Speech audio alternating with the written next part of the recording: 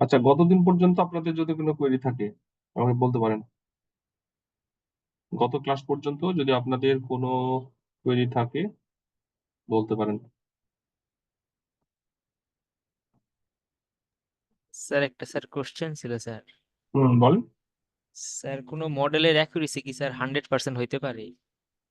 হতে পারে, কেন হবে না। যেই প্রজেক্টটা দিয়েছিলেন স্যার, এটা করতে যায় স্যার, দেখলাম যে এরকম অ্যাকুরেসি হতে পারে, ডাটা ক্লিনিং করার পরে হতে পারে, হতে পারে। ঠিক আছে। Thank you. আচ্ছা, আমরা শুরু করি তাহলে।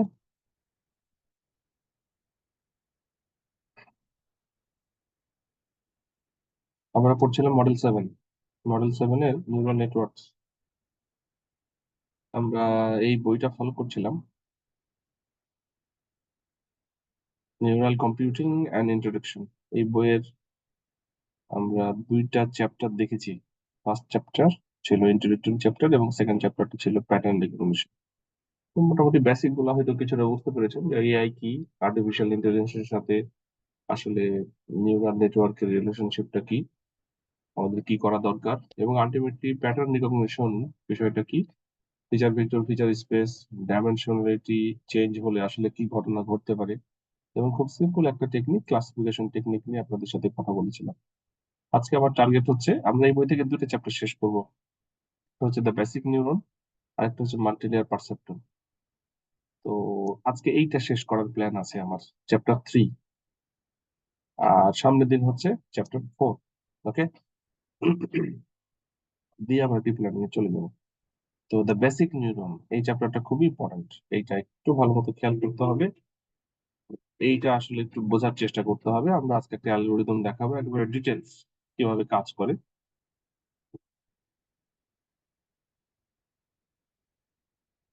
খুব স্লো মনে হচ্ছে, খেয়াল করো। দ্য বেসিক নিউরন খুব সিম্পল জিনিস। আমাদের ব্রেনের মধ্যে বলেছিলাম 100 কোটি নিউরন আছে। এখন আমরা চাচ্ছি যে আমাদের হিউম্যান ব্রেনের মতো করে মেশিনে সেগুলাকে সিমুলেট করতে। তো এতগুলা নিউরনকে সিমুলেট করা যেতেই পারে, সমস্যা নেই। তো কমপ্লেক্সিটি অনেক বাড়বে। তো আমরা কিভাবে নিউরন গুলাকে কতগুলা নিব, কোন ফরম্যাটে যাব, এগুলো নিয়ে বিস্তর আলোচনা হবে ডিপ লার্নিং এর মধ্যে। এই চ্যাপ্টারে যেটা বলা আছে, ধরেন যে আপনার ব্রেনের মধ্যে 100 কোটি নিউরন আছে অ্যাপ্রক্সিমেটলি। একটা নিউরনকে বের করা হলো, ঠিক আছে।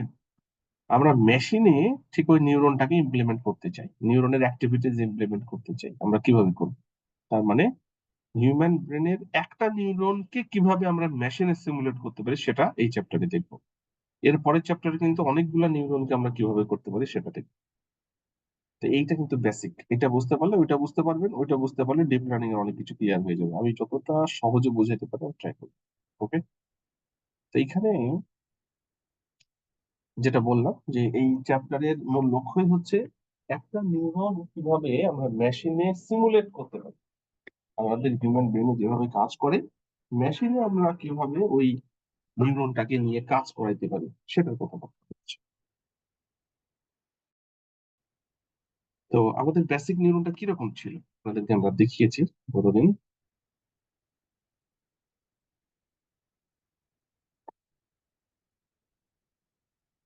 এটা ছিল একটা ব্রেনের নিউরনের স্ট্রাকচার। হিউম্যান ব্রেনের একটা সেল, একটা আউটপুট, আর কিছু ইনপুট থাকে। ইনপুট হচ্ছে ডেনড্রাইট বলা হয়, আউটপুটকে অ্যাকশন বলা হয়, আর বডিটা হচ্ছে সেল বডি। আলটিমেটলি কি হয়, এখান থেকে যে ইনপুট গুলো আসে মাল্টিপল পাথ দিয়ে, এখানে এসে সেগুলোর ক্যালকুলেশন হয় এবং এখান দিয়ে একটা আউটপুট বের হয়। একটা সার্টেন লেভেল পর্যন্ত যদি আউটপুট বের হয়, বেশি হয়, তাহলে এখান দিয়ে এটা আউটপুটটা বের হয়, তাছাড়া বের হয় না। এটাকে বলা হচ্ছে ফায়ার, নিউরন ফায়ার করা। যদি আপনার এই ইনপুট গুলা সাফিসিয়েন্ট পরিমাণে থাকে, এখানে ক্যালকুলেশন হওয়ার পর এখানকার ইনপুট যত বেশি হবে এটা কিন্তু তত ইনপুট বেশি পাবে, এবং তার উপরে বেস করে সে একটা ক্যালকুলেশন করবে, এবং ক্যালকুলেশন করার পর যদি একটা থ্রেশহোল্ডের উপরে যায় তাহলে এই দিক দিয়ে একটা আউটপুট বের হবে। যদি থ্রেশহোল্ডের নিচে থাকে তাহলে আউটপুট বের হবে না। এই কনসেপ্টটাকে আমরা মেশিনে যদি সিমুলেট করতে যাই তাহলে কিভাবে করতে পারি, এটাই মূলত চ্যাপ্টার 3 তে বলা আছে। এখানে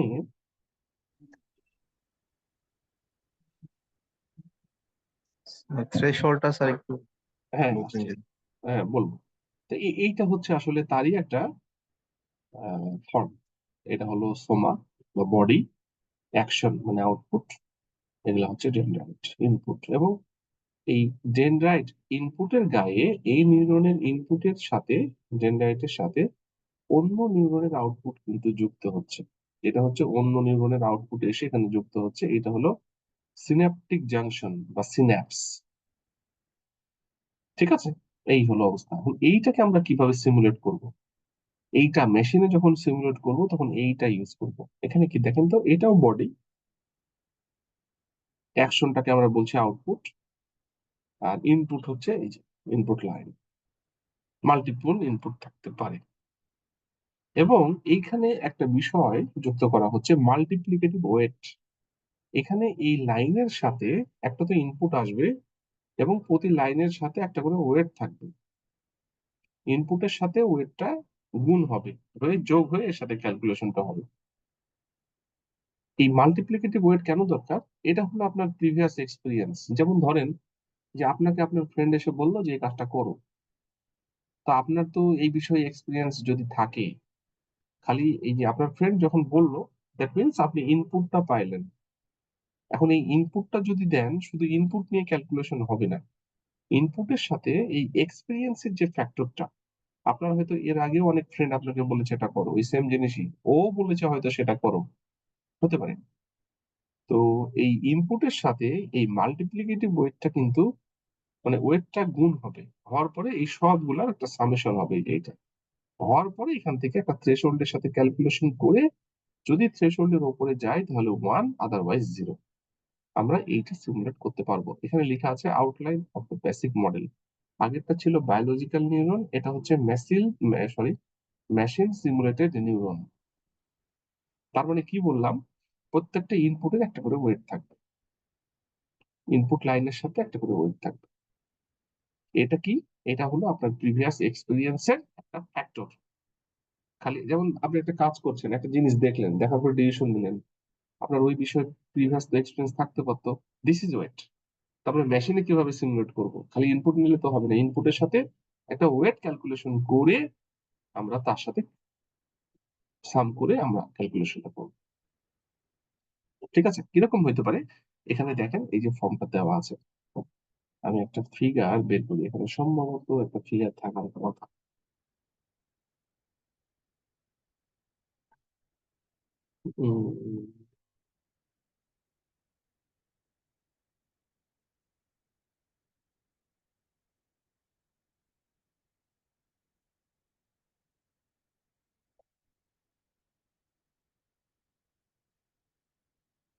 স্যার ওয়েটটা কি স্যার স্লোপ? আমি একটু বুঝে আপনাদের একটা এরিয়া তৈরি করি। পেইন্ট ওয়েট স্লোপ না, ওয়েট আপনার প্রিভিয়াস এক্সপিরিয়েন্স।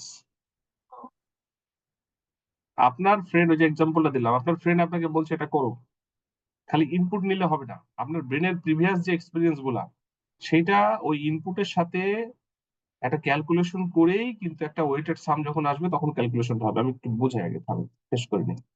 এটা হলো বডি, এটা হলো আউটপুট, এইটা ধরেন একটা ইনপুট, এইটা আর একটা ইনপুট, এইটা আর একটা ইনপুট, তিনটা ইনপুট। আমরা ইনপুট গুলাকে ধরেন আমরা ডিফাইন করলাম ইনপুট, ইনপুট 1, ওকে, এটা হচ্ছে ইনপুট 2, এটা হচ্ছে ইনপুট 3, এটা হচ্ছে আউটপুট। ওকে, প্রত্যেকটা লাইনের একটা করে ওয়েট থাকবে। ওয়েট 1 এই লাইনের জন্য এটা ওয়েট, এটা হচ্ছে ওয়েট 2 এই লাইনের জন্য, এটা হচ্ছে ওয়েট 3। ওয়েটটা আসলে প্রিভিয়াস এক্সপিরিয়েন্সের সাথে আপনি কম্পেয়ার করতে পারেন। আপনার এই ইনপুট খালি নিলে তো হবে না। ওই যে বললাম যে আপনি রাস্তা দিয়ে যাচ্ছেন, একটা জিনিস দেখলেন, আপনি একটা ঘটনা ঘটালেন, কিছু একটা কাজ করলেন, তো সেটার বিষয়ে আপনার প্রিভিয়াস এক্সপিরিয়েন্স কতখানি, ওই বিষয়ে আপনি আপনার মাথার মধ্যে একটা চিন্তা করা আছে। তো সেইটাই আসলে আমরা কোন মেশিনে তো সিমুলেট করতে হবে, নিউরন এভাবে কাজ করে আমরা ধরে নিই। তো সেইটাকে আসলে মেশিনের সিমুলেটেড ফর্ম আনতে হলে আমরা এরকম একটা চিন্তা ভাবনা করছি। আমি কি বোঝাতে পারলাম?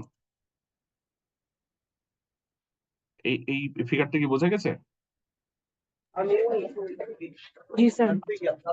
এখন যদি আমরা ইনপুটকে, ধরেন আমরা ইনপুটকে ধরলাম x1, এই ইনপুটকে ধরলাম x2, এই ইনপুটকে ধরলাম x3, ওয়েটকে ধরলাম হচ্ছে w1, এটাকে ধরলাম হচ্ছে w2, এটাকে ধরলাম হচ্ছে w3।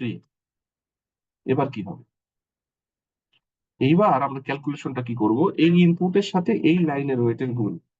তার মানে এটা হবে x1 ইন্টু W1 লিওন w1 plus x2 into w2 plus x3 into w3। কিছু একটা ভ্যালু পাবো না? আমরা এটাকে যদি লিখতে চাই, এটাকে কিভাবে লেখা যাবে? এখানে দেখেন লিখে দেওয়া আছে। সামেশন। হ্যাঁ, এই যে দেখেন, আমি একটু বলি, weight of line 1 into input on 1, তার মানে ইনপুটের সাথে ওয়েট গুণ, প্লাস সেকেন্ড লাইনের ওয়েট এবং ইনপুট গুণ, প্লাস থার্ড লাইনের ওয়েট এবং ইনপুট গুণ, এভাবে এন পর্যন্ত যতগুলো লাইন থাকবে এটাকেই বলা হচ্ছে এই যে মাল্টিপ্লিকেটিভ ওয়েট। এই যে w1 x1 w2 x2 w3 x3, এখানে ইনপুট যত ইচ্ছা লাইন থাকতে পারে, আমি আসছি পরে, যত ইচ্ছা বলা ঠিক না, এটার কারণ আছে, আমি পরে বলছি। এখানে হচ্ছে এই যে এন পর্যন্ত গেছে, এটাকে যদি আমরা সামেশন আকারে প্রকাশ করতে যাই, তাহলে w1 into wi into xi, i এর ভ্যালু 1 থেকে n পর্যন্ত, এটা তো লেখা যায় তাই না, টোটাল ইনপুট এটা। জি স্যার। আচ্ছা, এইটাকে আমরা কম্পেয়ার করব থ্রেশহোল্ডের সাথে। থ্রেশহোল্ড আমরা এখানে ধরেন লিখলাম, থ্রেশহোল্ড টি দিয়ে ডিফাইন করা হয় অথবা থিটা দিয়ে ডিফাইন করা হয়। টি দিয়ে, টি তে থ্রেশহোল্ড, অথবা থিটা, এখানে থিটা সিম্বলটা দেওয়াটা মুশকিল, থিটা দিয়ে রিপ্রেজেন্ট করা হয়। থ্রেশহোল্ডটা কি? যদি আমাদের এই মাল্টিপ্লিকেটিভ ওয়েটটা, এই যে এইটা থ্রেশহোল্ডের উপরে যায়, যেমন ধরেন যে এইখানকার এই সামেশনটা, এই যে আমাদের এইটা ফুল সামেশন, হ্যাঁ, আমরা w1 x1 plus w2 x2 plus w3 x3, এইটার যে সামেশন, এইটা যদি গ্রেটার দেন টি হয়, তাহলে আউটপুট হবে 1, আর যদি এটা না হয় তাহলে আউটপুট হবে 0। স্যার টি এর ভ্যালুটা কি ডিফল্ট? না, টি এর ভ্যালু ডিফল্ট না। স্যার টিটা কি? টি হচ্ছে থ্রেশহোল্ড। আমি সেটা বলি, ক্যালকুলেট করবি।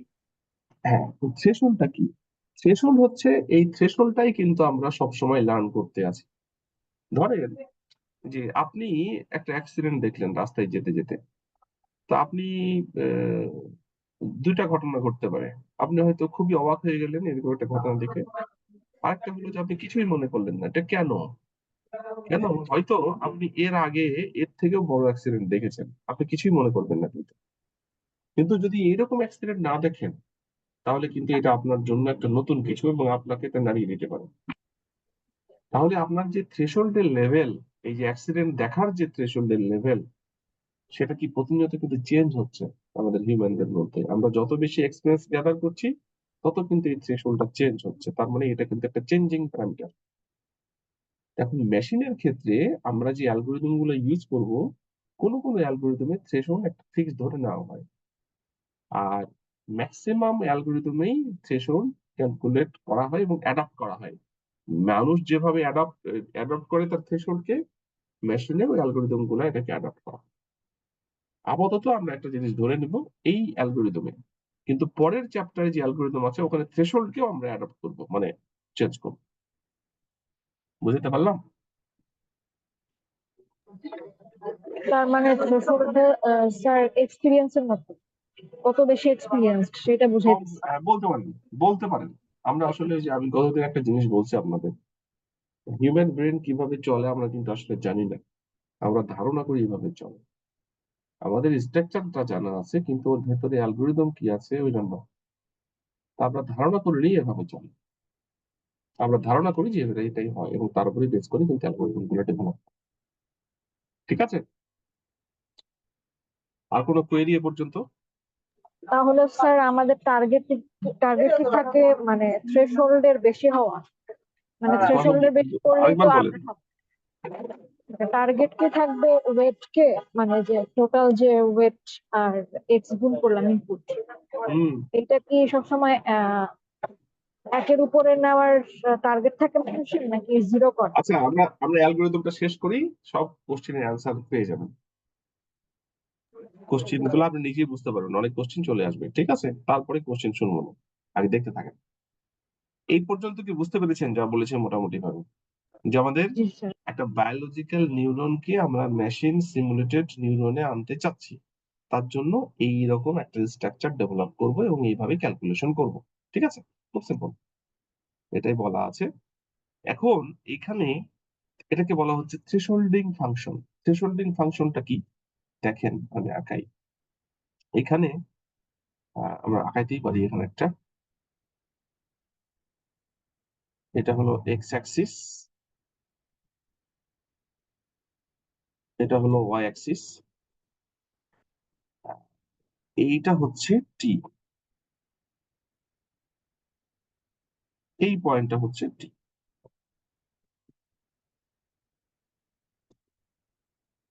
এটা হলো টি পয়েন্ট। আমরা এইটার ভ্যালু দিলাম হচ্ছে মানে এই পয়েন্টের ভ্যালু দিলাম হচ্ছে 1 আর এইটা হলো 0। এটা হলো থ্রেশহোল্ডিং ফাংশন। এটা কি? এইটা হলো টি, মানে টি মানে হচ্ছে থ্রেশহোল্ড। এটা তার মানে আপনার এখানে এই যে ওয়েটেড সাম ক্যালকুলেশন করার পর থ্রেশহোল্ডের উপরে গেলে কত আসবে? 1। আর যদি নিচে হয় তাহলে 0। আমরা যদি একটু সামারাইজ করি তাহলে আপনার এখানে কি দাঁড়াচ্ছে, এইটা যদি থ্রেশহোল্ডের উপরে যায় তাহলে 1 হবে, না হলে এটা কি ভ্যালু কি 0 না? আর যদি এটা টি এর উপরে যায় তখনই কিন্তু এটা কি হবে? ওয়ান। কি বুঝে? ক্লিয়ার এটা? জি স্যার। Yes. এটাকে বলা হচ্ছে থ্রেশহোল্ডিং ফাংশন। তার মানে স্যার কোনো মাঝামাঝি ভ্যালু থাকতে পারবে না? এইটাতে নাই, সব থ্রেশহোল্ডিং ফাংশন একরকম না। এটার নাম হচ্ছে স্পেশালি হার্ড লিমিটিং থ্রেশহোল্ডিং ফাংশন।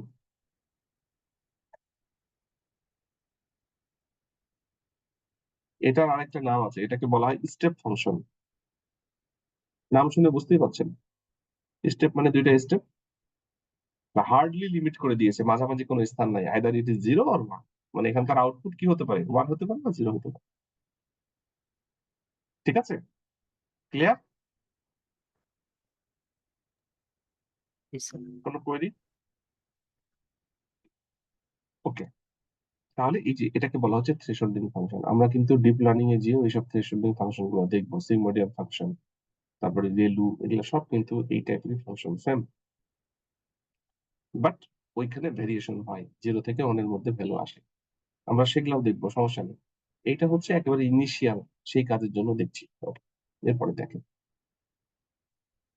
তাহলে আমাদের আসলে কি ঘটবে আমরা যদি ওইরকম একটা বায়োলজিক্যাল নিউরনকে সিমুলেট করতে যাই মেশিনে। দেখেন তো এই ফিগারের মতো হয় না?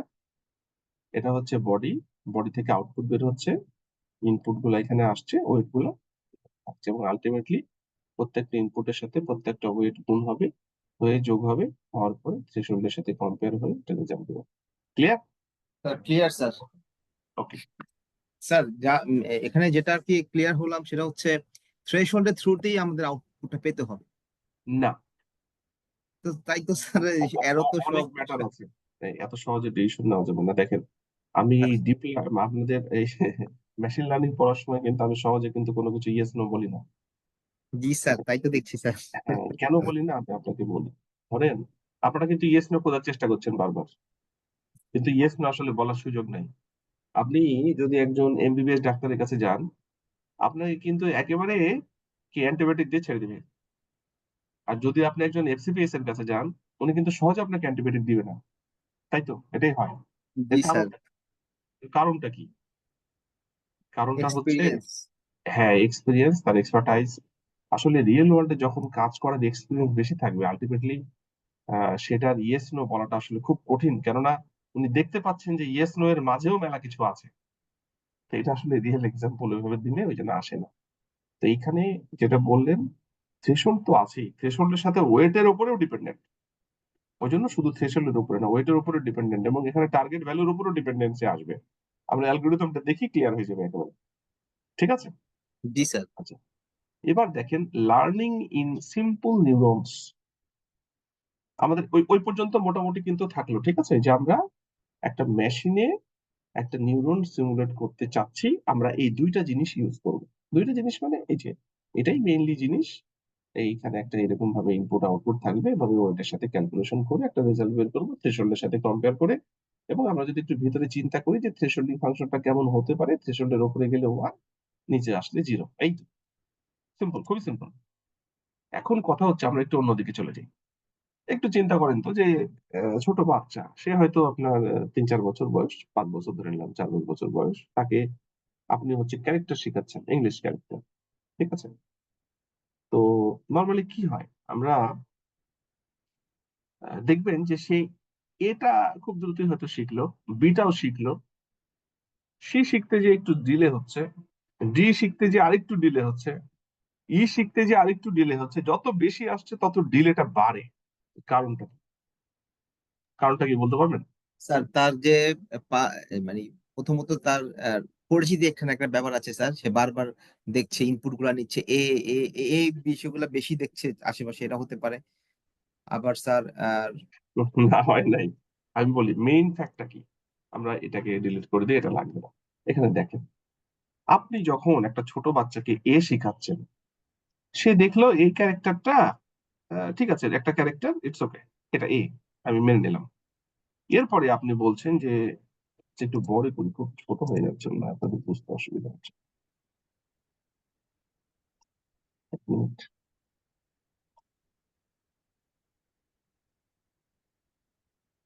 ধরেন একটা ক্যারেক্টার এ, আপনি একটা ছোট বাচ্চাকে শেখাচ্ছেন, সে দেখলো, দেখে চিন্তা করছে যে এ, ঠিক আছে, এটা এ, অসুবিধা নেই, শিখলাম।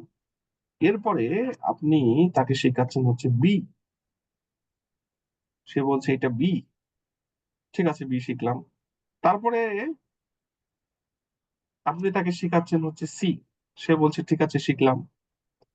এরপরে আপনি শেখাচ্ছেন ডি, ওকে। এবার আপনি বললেন যে ঠিক আছে, এবার 4টা বলো তো, সে কিন্তু 4টা ঠিক মতো বলতে পারছে না।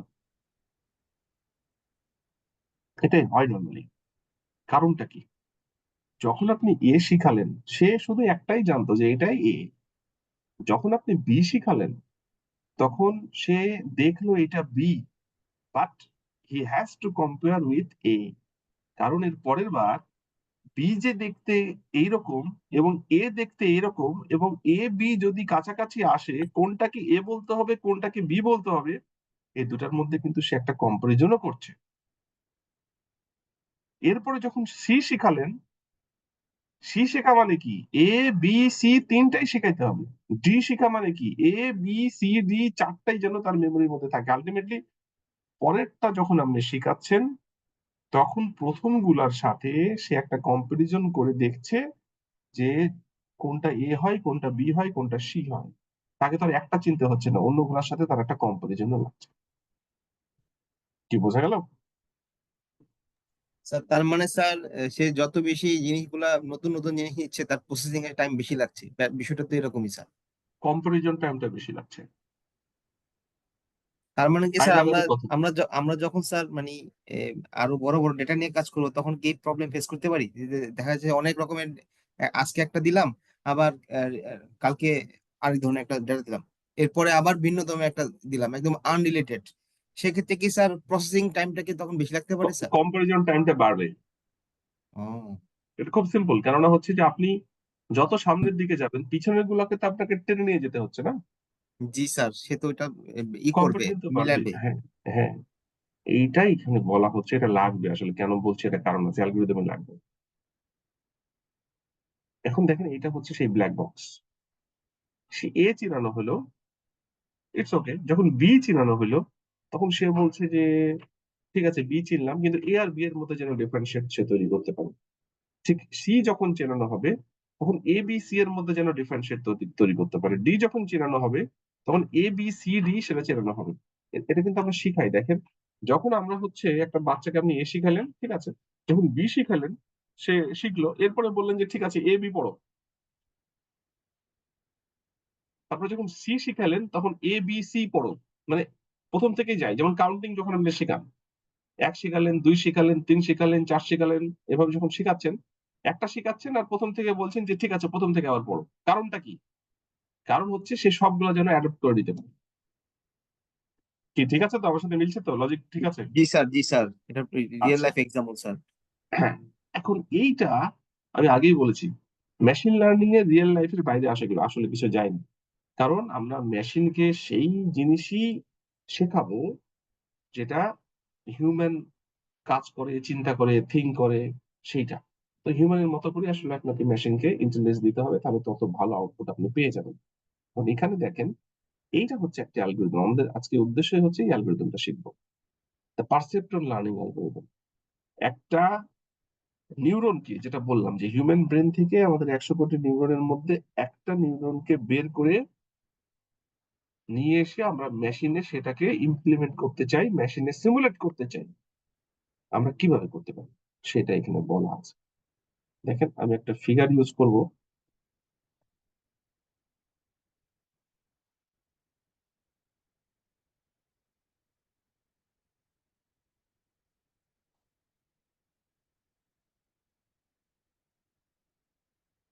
এই ফিগারটা আমরা নিব, তবে একটু মডিফাইড আকারে, একটু মডিফাই করে নিই, বোঝাতে সুবিধা হবে। Open with paint.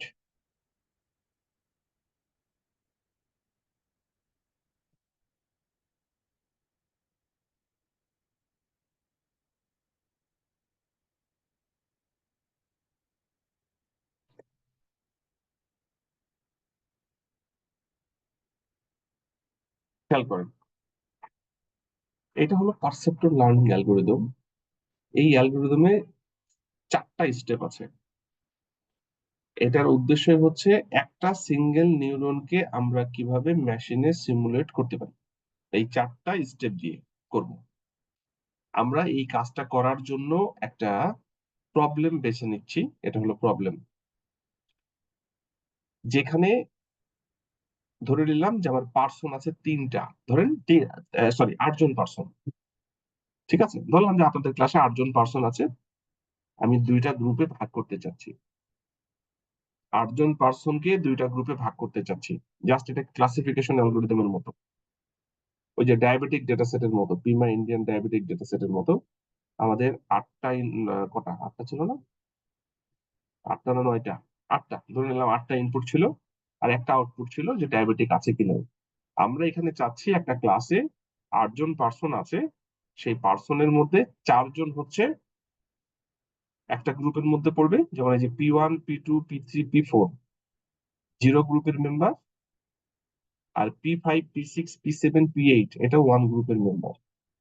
ঠিক আছে, এবং P1 এর ইনপুট হচ্ছে 0 0 0, P2 এর ইনপুট হচ্ছে 0 0 1, P3 এর, মানে এটা ফিচার কিন্তু এগুলা, কি বোঝা যাচ্ছে? P3 এর 0 1 0, P4 এর 0 1 1, এভাবে কিন্তু সবগুলো P5 P6 P7 P8। আমরা এটাকে লার্নিং অ্যালগরিদম তৈরি করতে চাচ্ছি। এর আগে তো আপনাদের সব বিল্ট ইন অ্যালগরিদম দেখালাম, তাই না? আমরা এটা কিন্তু লার্নিং অ্যালগরিদমটা কিভাবে কাজ করে সেটা দেখাতে চাই। তো এইটা হচ্ছে সেই প্রবলেম। এগুলো হচ্ছে ইনপুট এবং তার করসপন্ডিং প্যাটার্ন নাম্বার, মানে পার্সন ধরে নিলাম। পার্সন 1 ধরেন আপনার ফিচার হচ্ছে 0 0 0, আপনার ফ্রেন্ড পার্সন 2 তার ফিচার হচ্ছে 0 0 1, তার ফ্রেন্ড 0 1 0, এভাবে এই 4জন এই গ্রুপের জিরো গ্রুপের মেম্বার। এবং এই 4 জন ওয়ান গ্রুপের মেম্বার। আমরা এটা লার্নিং এবং টেস্টিং অ্যালগোরিদম ইউজ করে কিভাবে কাজ করতে পারি একটা নিউরন দিয়ে সেটা দেখানোর চেষ্টা করব। আমি কি বোঝাতে পেরেছি? জি স্যার। প্রবলেম তো জি ক্লিয়ার?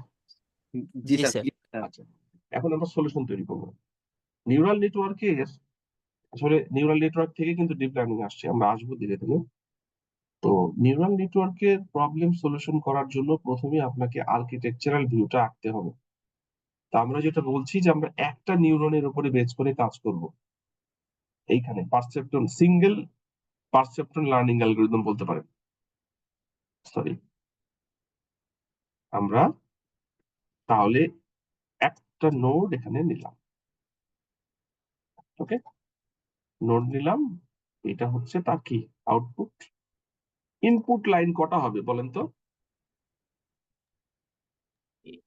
তো স্যার এখানে তিনটা। তিনটা হবে হ্যাঁ, স্যার। x1 যতগুলা ফিচার ফিচার ততগুলো ততগুলা ইনপুট। ঠিকই বলেছেন একজন যে বলেছেন।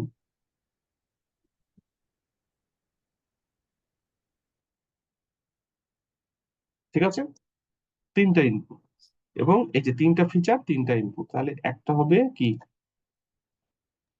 x1 x zero, X0 zero থেকে x0 আছে তো, জিরো বসালাম, ঠিক আছে। 0 1 2 এইটা হবে x1, এইটা হবে x2। আর আমরা একটু আগে দেখলাম আমরা ওয়েট বসাবো, তাই না? w0, w1 আর এটা হচ্ছে w2। থ্রেশহোল্ডের জন্য আমরা বসাবো হচ্ছে 3 আর আউটপুটের জন্য বসালাম হচ্ছে 1। কি ক্লিয়ার? Clear sir. কোনো কোয়েরি আছে এটা নিয়ে? নাই তো নাকি? আমরা তাহলে স্ট্রাকচারটা কিন্তু রেডি করে ফেললাম। এরপরে আমরা অ্যালগোরিদমটা তৈরি করব। কিরকম ভাবে একটু খেয়াল করেন। এটা হলো অ্যালগোরিদম। ফার্স্ট স্টেপ হচ্ছে initialize weights and threshold. Weight এবং থ্রেশহোল্ডকে ইনিশিয়ালাইজ করতে হবে র্যান্ডমলি। ওই যে আপনারা বারবার বলছেন যে স্যার আউটপুট তো আপনার পিসিতে একরকম, আমার পিসিতে একরকম, আপনার পিসিতে দুবার চালালে দুরকম দিচ্ছে, এটা কেন? এই যে বিভিন্ন অ্যালগোরিদম গুলায় ওয়েট গুলা র্যান্ডমলি ইনিশিয়ালাইজ হয় প্রথম অবস্থায়, এই কারণে এটা হওয়ার সম্ভাবনা বেশি। তো যাই হোক, এখানে আমরা ফার্স্ট স্টেপে ওয়েট এবং থ্রেশহোল্ড কে ইনিশিয়ালাইজ করব। ওয়েট এখানে কয়টা আছে? তিনটা না? w0, w1, w2 এবং থ্রেশহোল্ড হচ্ছে t। এবং এখানে আপনাকে মাথায় রাখতে হবে যে ডাব্লুর ভ্যালু অবশ্যই 0 থেকে 1 এর মধ্যে হতে হবে। বোঝা গেল? স্যার 0 থেকে 1 এর মাঝে হতে হবে।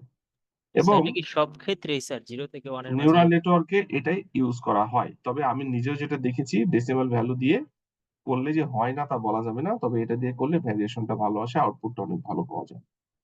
ওই জন্য নিউরাল নেটওয়ার্কে বাই ডিফল্ট সব হচ্ছে ওয়েট 0 0 থেকে আর 1 1 এর এর মধ্যে। মাঝে। হ্যাঁ, এবং থ্রেশহোল্ডকেও 0 আর 1 এর মাঝে ধরার ট্র্যাডিশনটা বেশি লক্ষ্য করা যায়, তাহলে ধরতেই হবে, নট নেসেসারি। ক্লিয়ার? এটা হলো কন্ডিশন। এখন ফার্স্ট স্টেপে আমরা কি করব বলেন তো? Define weights and threshold. Weight এবং থ্রেশহোল্ডকে ডিফাইন করে দিব। ওয়েট হচ্ছে, বলেন কত ধরবো? র্যান্ডমলি তো বলেন, 0.5 5 0.7 ধরুন স্যার। ধরলাম, তারপর 0.3 0.3, তারপর 0.1 এটা হলো 0.1। ওকে, আমি লিখলাম ওখানে 0.1। 1 তিনটা র্যান্ডম ওয়েট ডিফাইন করেছি। থ্রেশহোল্ড, থ্রেশহোল্ড আমি একটু বলি। টোটাল ওয়েট কি 1 এর চাইতে বড় হতে পারে? কোনটা? টোটাল ওয়েট কি 1 এর চাইতে বড় হতে পারে? পারে, সমস্যা নেই। এখানে থ্রেশহোল্ড,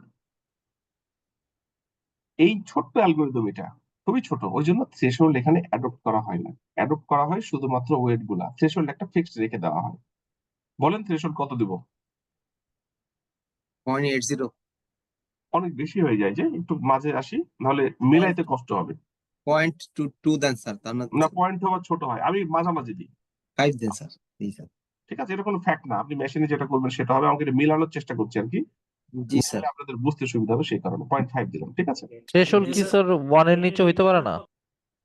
হ্যাঁ হতে পারে, এ তো 1 ওয়ানের এর নিচে উপরে? দিলাম। ওয়ান থ্রেশহোল্ড আপনি যাই দিবেন কোনো সমস্যা নাই, কিন্তু আপনি এইখানে যদি সবগুলো পজিটিভ দেন আর এখানে নেগেটিভ থ্রেশহোল্ড দেন তাহলে প্রবলেম হবে। আপনাকে একটা সামঞ্জস্যতা মেনটেন করতে হবে, ওই জন্য আমরা কিন্তু এই যে এইটা মেনটেন করি। এখন আপনি এখানে থ্রেশহোল্ড দিলেন নেগেটিভ, আর এগুলো হচ্ছে পজিটিভ, জীবনে কি নেগেটিভ হবে? না স্যার, হবে না স্যার। হ্যাঁ, এই কারণে আমরা এটা মেনটেন করি। ঠিক আছে, এই তাহলে প্রথম স্টেপ নিয়ে কারো কোনো কোশ্চেন আছে? ফার্স্ট স্টেপ নিয়ে কারো প্রবলেম? এটা তো স্যার শুধু আমরা সেট করলাম, ইনিশিয়ালাইজ করলাম। হ্যাঁ, এটাই হলো স্যার, সেই আপনি ফার্স্ট স্টেপ ইনিশিয়ালাইজ থ্রেশহোল্ডটা করলাম। কি 1 এর উপরে হতে পারে? আপনি বলেন যে মানে ম্যাক্সিমাম টাইমে হয় না, এটা কি পসিবল আছে? পসিবিলিটি আছে? কোনটা কোনটা কোনটা ওয়ানের থ্রেশহোল্ড উপরে? থ্রেশহোল্ড স্যার, হ্যাঁ হতে পারে, আপনি দেখেন অ্যালগরিদম শেষ বাট করে ওয়েট আপনি 1 এর উপরে হবে না কখনো। কোনটা ওয়েট ওয়েট অসম্ভব না, 0 1 এর করলে মধ্যেই করা তো যাবে, থাকবে। করা যাবে। আমি অ্যালগরিদমটা শেষ করি, আপনি আচ্ছা, অ্যান্সার পেয়ে যাবেন। হ্যাঁ, জি জি। 2, present input and desired output.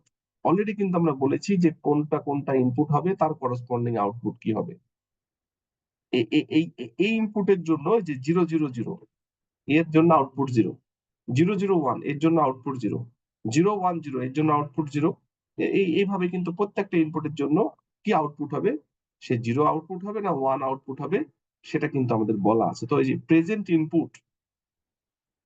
Input মানে হচ্ছে যে x0 x1 x2, মানে প্যাটার্ন ওয়াইজ, কিন্তু p1 মানে পার্সন 1 বা প্যাটার্ন 1, এটার ফিচার হচ্ছে 0 0 0। সেই ইনপুটের করসপন্ডিং আউটপুটটা আমরা কি চাচ্ছি 0, দিস ইজ ডিজায়ার্ড আউটপুট। তার মানে এই লাইনটা হচ্ছে, এই কলামটা হচ্ছে ডিটি, আর এগুলা হচ্ছে যে বুঝতেই পাচ্ছেন x0 x1 x2 ইনপুট। কি ক্লিয়ার? Clear sir. এগুলা হচ্ছে ইনপুট এবং তার করসপন্ডিং আমরা ডিজাইন কি ভ্যালু আউটপুট চাই। আছে। জি স্যার। ঠিক আছে, জি স্যার। Step 2 clear? জি স্যার, ক্লিয়ার। এরপরে sir. Step 3, calculate actual output. একটা তো হচ্ছে ডিজায়ার্ড, আমরা কি চাই, আর অ্যাকচুয়াল আউটপুট হচ্ছে আমরা কি পাচ্ছি। দেখেন তো কিভাবে ক্যালকুলেশন করবো অ্যাকচুয়াল আউটপুটটা, মানে ওয়াইটা কিভাবে ক্যালকুলেশন হবে। প্রত্যেকটা প্যাটার্নের জন্য কিন্তু প্যাটার্ন ওয়াইজ ক্যালকুলেশন হবে। দেখেন ওই যে ওইটা মাল্টি মাল্টিপ্লিকেটিভ ওয়েট, হ্যাঁ ওই যে ওই জিনিসটাই বললাম এখানে। এইটা মানেই পুরো আর যে যে ফিগারটা বোঝালাম, যে ইনপুটের সাথে ওয়েট গুণ প্লাস পরের লাইনের ইনপুটের সাথে ওয়েট গুণ প্লাস পরের লাইনের ইনপুটের সাথে ওয়েট গুণ করে সামেশন করে থ্রেশহোল্ডের সাথে, এটা এটা এফএইচ মানে থ্রেশহোল্ডিং ফাংশন, আর এটা হলো ফুল সামেশন করে আইদার ইট ইজ 1 অর 0। তার মানে এখানকার ভ্যালু 0 অথবা 1 হবে। ক্লিয়ার? কিভাবে হচ্ছে দেখেন আমি বোঝাই। প্রথমবার আমরা কি করব, আমরা হচ্ছে এই p1 টাকে এখানে বসাবো, তাই তো, এখানে সেট করব। p1 যদি এখানে সেট করি কি হবে বলেন তো, x0 এর ভ্যালু কত? 0। x0 0, yes 0। x1 এর ভ্যালু, তিনটাই তো 0 স্যার। হ্যাঁ 0, যা আছে তাই বসাবো জি 0। স্যার। এরপরে ক্যালকুলেশন করলে কি হয়, 0 এর সাথে 0.7 গুণ করলে কি হয়, 0ই হবে স্যার। 0। এটাও 0 এটাও 0। এটাও 0। ওয়েটের সাম কি হবে, ওয়েট 0 হবে না? 0। 0ই হবে। 0 হয়তো, জি স্যার, 0 স্যার। 0 হলে থ্রেশহোল্ড কত, 0.5। 0.5, তার মানে নিচে। 0.5। রেজাল্ট কি হবে, আউটপুট আউটপুট 0.5 এর ওপরে গেলে 1 হইতো, 0.5 এর নিচে হলে 0 হবে। বুঝতে পারিনি? 0.5 হলে কোনটা ধরবো, 0 ধরবো নাকি 1 ধরবো? এটা আপনার ইচ্ছা, যেদিকে ইচ্ছা টেনে নেবেন, সমস্যা নেই। দেখেন আমি দেখাই, এই তো নাকি, জি এটা তো স্যার। বুঝছেন। জি স্যার।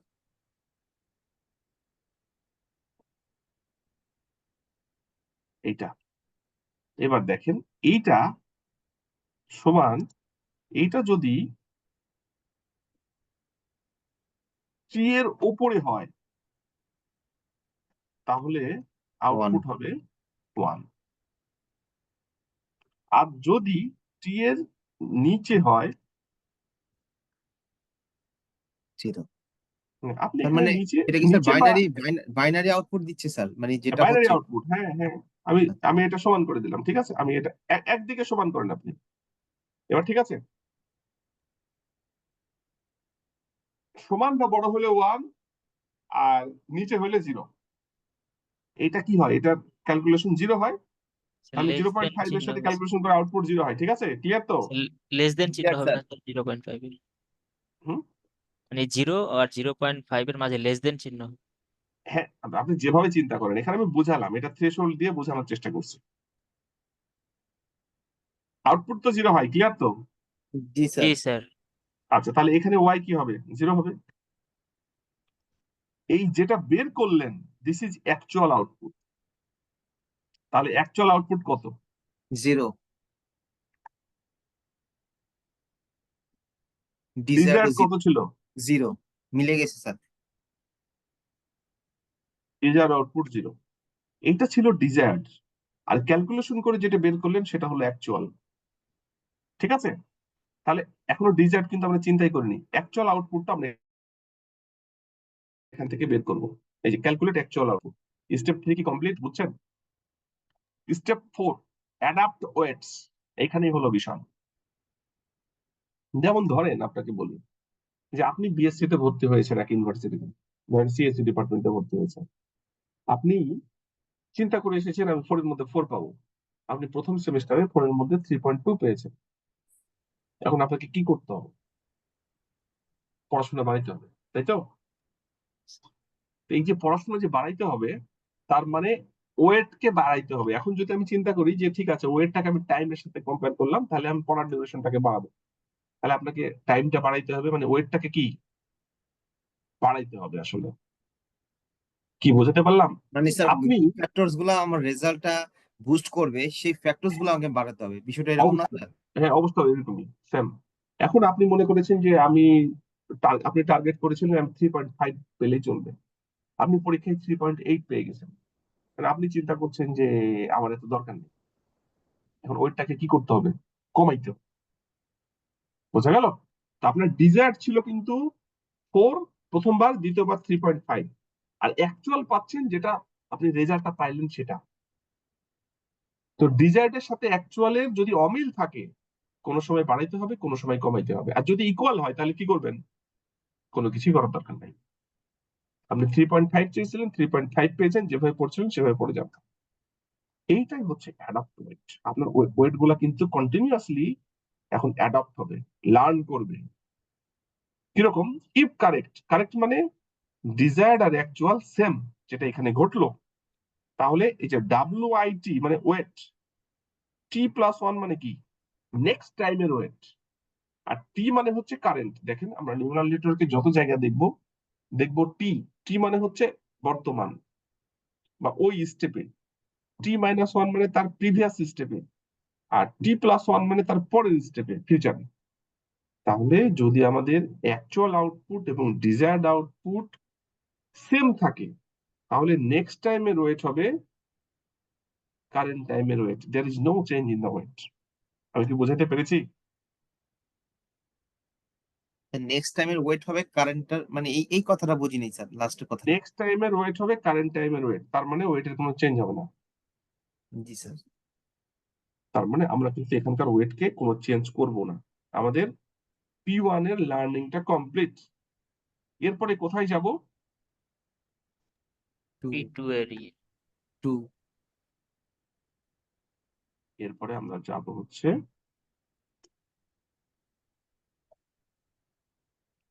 এটা স্যার দেখতে লজিক গেটের মতো লাগে স্যার।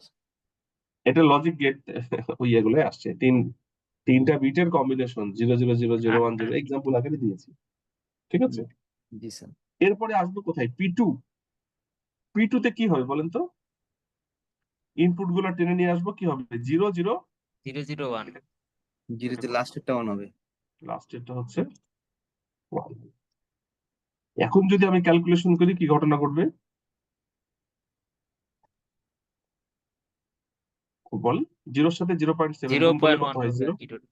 হ্যাঁ, এটার সাথে 0.3 করলে 0, আর 1 এর সাথে 0.1 করলে কত হয়? 0.1। 0.1 হ্যাঁ, এটা যদি আমি থ্রেশহোল্ডের সাথে কম্পেয়ার করি কি ঘটনা ঘটবে? জিরো হবে স্যার। জিরো হবে হ্যাঁ, আউটপুট কিন্তু হবে 0, তার মানে Zero. এখানকার আউটপুট 0ই থাকছে। জি স্যার। এখন 4 নম্বর স্টেপে চলে যাব, তার মানে কি আমাদের কিন্তু এক থেকে শুরু করেছিলাম, 2 এ আসলাম, 2 এর প্রথম ইনপুটটা নিয়ে করেছি, দ্বিতীয় ইনপুটে আমরা ক্যালকুলেট ওয়েট করলাম, করার পরে দেখলাম 0, অ্যাডপ্ট ওয়েটে যে আমরা কি দেখছি? এখানেও স্যার ইফ কারেক্ট স্যার, আমাদের কারেক্ট স্যার। হ্যাঁ, ইফ কারেক্ট এটা, তার মানে আসলে কি হচ্ছে আমি সিকোয়েন্সটা বোঝাই। এই যে এখান থেকে আমরা শুরু করেছিলাম, এখান থেকে একটা ইনপুট নিলাম প্রথমবার, নেওয়ার পরে ক্যালকুলেট ওই P1 এর জন্য আমরা ওয়েট ক্যালকুলেট করেছিলাম, অ্যাকচুয়াল আউটপুট করার পরে এখানে আসলাম, আসার পরে দেখলাম যে এইটা এর সাথে মিলে যাচ্ছে, অতএব এটা ওকে। যাওয়ার পরে আমরা জি। আবার কিন্তু স্টেপ 2 তে গেলাম, যাওয়ার পর এখানকার কি করলাম? P2 টার ইনপুট নিলাম, নেওয়ার পর ক্যালকুলেট অ্যাকচুয়াল আউটপুট, 0 আসলো, অ্যাডাপ্ট ওয়েটে যে দেখলাম যে এটা মিলে যাচ্ছে, আবার চলে যাব 2 তে, 2 তে যে কি করব? P3 নিব, তাই তো?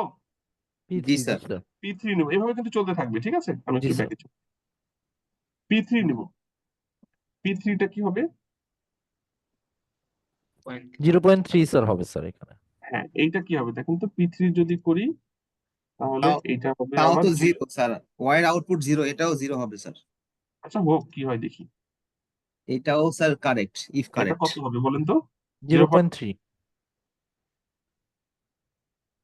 0.3, 0.3 থ্রেশহোল্ডের সাথে কম্পেয়ার করলে আউটপুট জিরো। জিরো। এটাও কারেক্ট হয়ে গেল। 0, আউটপুট কি হয়? 0। এবার যদি আমরা স্টেপ 4 এ এসে দেখি, ডিজায়ার্ড আউটপুট আর অ্যাকচুয়াল আউটপুট কিন্তু সেম, তার মানে কি ইফ কারেক্ট, কারেক্ট। চেঞ্জ জি তো স্যার। হচ্ছে না, দরকার নেই। এরপর আমরা চলে যাব কোথায়? P4 এ P4 এ। P4 এ যদি আসি, এখানে একই বিষয়, এটাও কারেক্ট হবে স্যার। 0.11। 0.4 হবে স্যার এখানে, এটাও কারেক্ট। হ্যাঁ, এটা দেখি, P5 ও কারেক্ট, P6 ও 0.11, তাহলে এটা রেজাল্ট কত আসছে?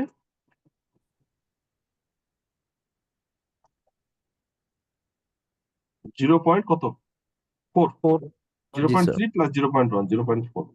0.4 থ্রেশহোল্ড 0.5 এর নিচে, তার মানে আউটপুট 0। তার কারেক্ট। মানে আমরা এখানে দেখছি যে ডিজায়ার্ড আউটপুট 0, অ্যাকচুয়াল 0, তার মানে এটাও কারেক্ট। আমাদের P4 পর্যন্ত কমপ্লিট। এরপরে আসবো কোথায়? P5 P5 এ, ঠিক আছে? জি স্যার। P5 এসে কি দেখছি? 100। 0.7 এখানেও স্যার কারেক্ট। আমরা এমন থ্রেশহোল্ড ধরেছি, মানে এমন ওয়েট, এখানে তো একবারেই কারেক্ট হয়ে যাচ্ছে মনে হচ্ছে। জি স্যার। থ্রেশহোল্ড তাহলে বাড়ায় দেন স্যার, অথবা কমায় দেন স্যার। একটা কিছু খেলা শুরু হোক স্যার, দেখি। আচ্ছা, আমরা এই ভ্যালুটা ধরেন একটু কমিয়ে দিলাম, তাহলে এইটা আপনাদের 0.2 বোঝাতে করে হবে। দেন স্যার। হ্যাঁ, 0.2 করে দিই, তাছাড়া আপনার এটা বোঝানো মুশকিল হবে। হ্যাঁ 0.2 করে দেন, তাহলে স্যার এটা আচ্ছা মিলবে না। আচ্ছা, 0.2 করলাম, তাহলে 0.2 করলে কোন পর্যন্ত ঠিক থাকে? P4 পর্যন্ত ঠিক থাকে? P4 ঠিক থাকে পর্যন্ত না। ঠিক থাকে। আচ্ছা, P5 এ আসলাম এবার। P5 আসলে কি হবে এটার ভ্যালু?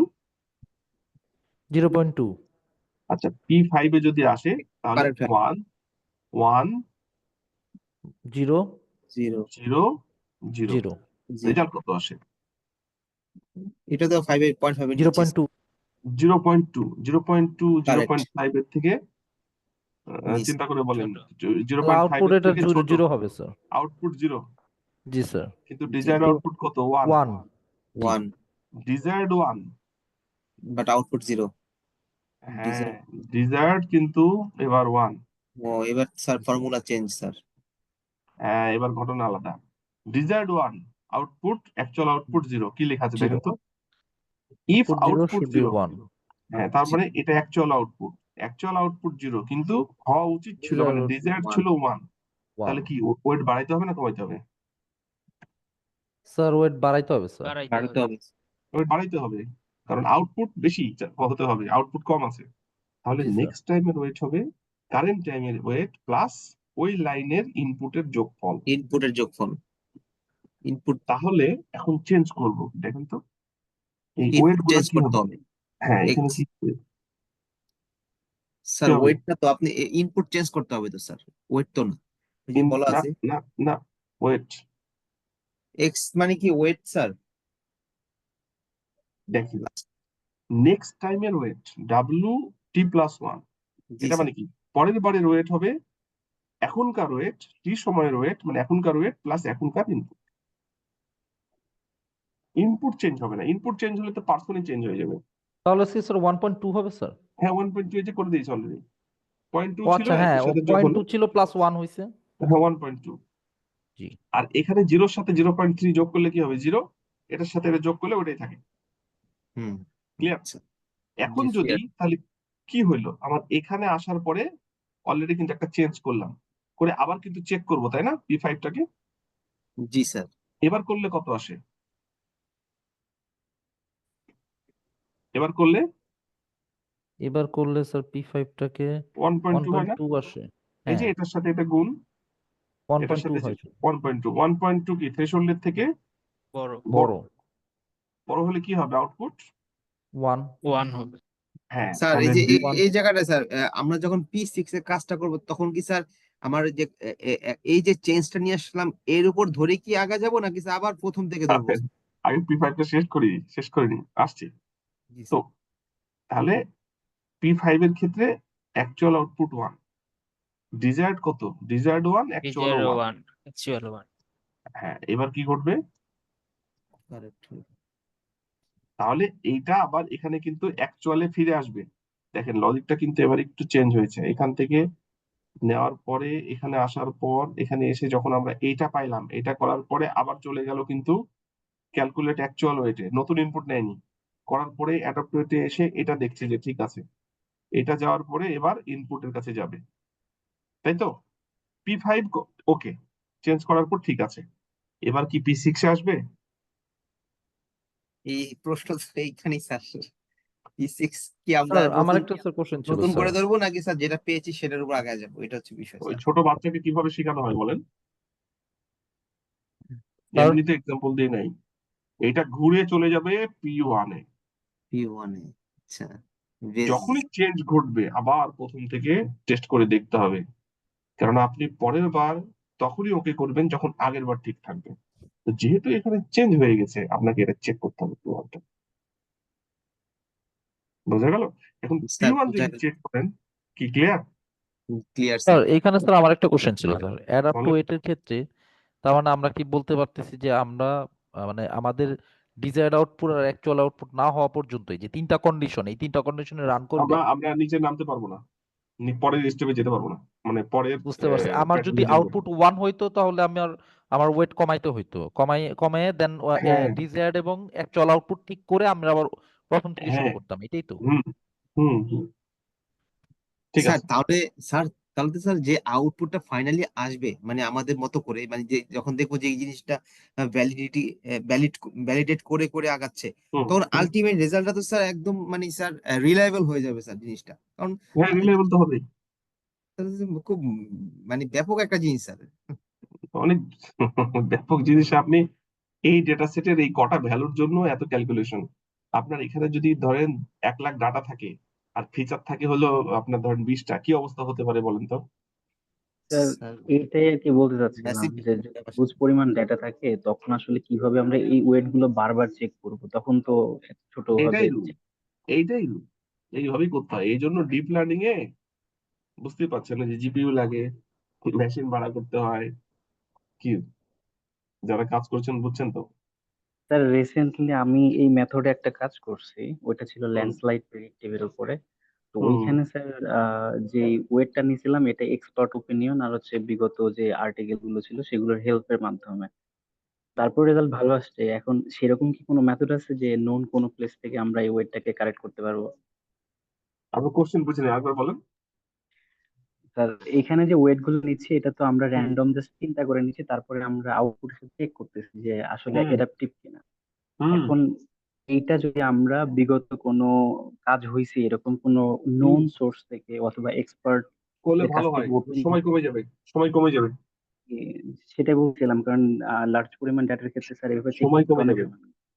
সময় কমে যাবে। এটা করলে ভালো। যদি আপনার একটা আগের জেনারেট করা একটা ওয়েটের উপরে আপনি কাজ করেন, বুঝতে পারছেন, আপনি র্যান্ডম নিলে তো কোনো ঠিক ঠিকানা নাই। আর যদি আপনি একটা কাজ করার, যেমন ধরেন আমি বলি, আপনি ধরেন একটা ওই ডায়াবেটিক ডেটা সেটের উপরে কাজ করেছেন 1 লাখ পিপলের উপরে, আপনি নতুন এক জায়গায় কাজ করতে চাচ্ছেন, সেইখানে আরো ধরেন যে আরো আরো 1 লাখ আপনি করতে চাচ্ছেন, তাহলে এই যে 1 লাখ প্রিভিয়াস যেটা ছিল ওই ডেটা সেটের ভ্যালু গুলা নিয়ে যদি আপনি কাজ করতে পারতেন, তাহলে ডেফিনেটলি পরের বারের জন্য লার্নিং টাইম কমে যাবে না? জি স্যার। আরেকটু সিম্পলিফাই করি, ধরেন একজনের হায়ার করা এক্সপিরিয়েন্স, আপনার কোন এক ফ্রেন্ড, ধরেন আপনার বড় ভাই বাসায় আছে, উনি আপনার থেকে হয়তো 4 বছরের বড়, তো কোন একটা বিষয়ে ওনার এক্সপিরিয়েন্স যদি আপনার কাছে শেয়ার করে, তাহলে আপনি কি আগে থেকে নলেজেবল হবেন না? তো এটা তো সেমই। জি স্যার। স্যার এইখানে কি অবশ্যই স্যার অবশ্যই স্যার। কম্পারিজন যে ম্যাট্রিক্সটা আছে ওইটার সাহায্যে কি ওয়েট বের করা সম্ভব, যেটাকে বলা হয় কোন AHP কম্পারিজন? অথবা কোন কম্পারিজন? পিয়ারসন কনফিউশন ম্যাট্রিক্স বা পিয়ারসন ম্যাট্রিক্স, AHP ড্রাইভেন যেটা? না না না, ওইটা তো আউটপুট বের করার জন্য, আচ্ছা আচ্ছা। আউটপুটটা কেমন আসলো সেটা, ওর সাথে ওয়েটের তো ওই সম্পর্কটা নেই। আচ্ছা, আমরা এখানে ফিরে আসি, হ্যাঁ, খেয়াল করেন, এরপরে যখন আমরা এই P5 এ চেঞ্জ হলো, এটা ঘুরে কিন্তু P1 এ চলে যাবে। এখন যদি P1 এ যায় তাহলে কি হবে, এটা আবার হবে কিন্তু 0, তাহলে 0 0 0। এবার ক্যালকুলেশন করলে কি আসে আউটপুট? অ্যাকচুয়াল আউটপুট কত হয় বলেন? 0 হয় না? Actual output 0, desired output 0। তাহলে এটা কি হবে আউটপুট? তার মানে ওকে, ইফ কারেক্ট, তাই তো?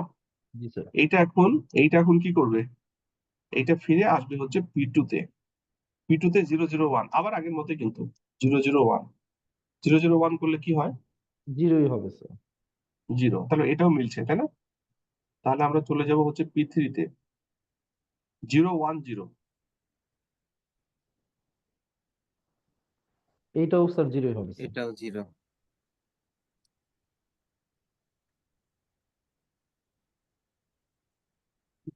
এটাও 0 বলছেন, তার মানে P3 কমপ্লিট। এরপরে আসবো কোথায়? P4 এ। 4 P4 এ কি খবর? P4 ও তো স্যার 0ই হবে স্যার। P4এও 0 হবে স্যার। P4 0 হলে ঠিক আছে, মেনে নিলাম, ঠিক আছে। P5 এটা তো ছিলই, এরপরে আসবো P6 এ। কিন্তু তাহলে কি দেখা, স্যার P5 কি স্যার স্কিপ করবে এখন? না, স্কিপ করার দরকার নেই, এটা আপনার ইচ্ছা, একটা ছোট স্টেপ বাদ দিতেও পারেন, নাও দিতে পারেন। তার না মানে না, যদি প্রথমে আমরা তো এটা তো স্যার অ্যালগরিদম ব্যাক করলো স্যার, ব্যাক করে স্যার এখন আপনি যেহেতু P5 এটা এর একবার ভ্যালু তো চেক 1. করেছেন, যেহেতু একবার চেক করেছেন, জি, আপনি তো এই আপডেটেড এটা দিয়েই চেক করলেন, আপনি ইচ্ছা করলে করতেও পারেন, নাও পারেন, তবে আপনাকে আবার প্রথম থেকে ফিরিয়ে নিয়ে আসতে হবে। এখন বুঝতে দেখা পারছি। যেত যে এর মধ্যে আবার কোনোটা হয়তো যদি কাজ না করতো, ধরেন P3 তে যদি কাজ না করে, তাহলে P3 তে আপডেট করে আবার কোথায় যাবেন? P1 এ। বুঝতে পারছি। কোনো আপডেট হলেই সেটা কিন্তু উপরে চলে যায়, আবার P1 থেকে কাজ করবে। এরপরে আসি P6 এ, দেখেন তো P6 এ কি হয়? P6 এ 1 0 1, এটা কি হবে? 1.3 হবে, তাই না? 1.3, জি স্যার। এবং এটা হচ্ছে এইটাও স্যার এখন ডিজায়ার্ড এবং অ্যাকচুয়াল আউটপুট সেম। মিলে যাচ্ছে, তার এই মানে এটার আউটপুট আসবে, এটা কমপ্লিট। এরপরে হচ্ছে আপনার P7, এটা কি হবে? 1 1 0, 1 1 এইটাও স্যার এটাও ঠিক আছে। 1.5 হবে। এটাও ঠিক। হ্যাঁ, এটা করলে এটাও ঠিক পাওয়া যাবে। ক্লিয়ার? এটাও সেম স্যার। এটাও হ্যাঁ, সেম। আমরা আসলে অন্যদিন মেলানো যায় না, আজকে কিন্তু মিলানো খুব সহজ হয়ে গেছে, বুঝছেন? এটা আসলে আচ্ছা এত সহজে মিলানোটা কঠিন। যাই হোক, আমি একটু বলিস, খেয়াল করি।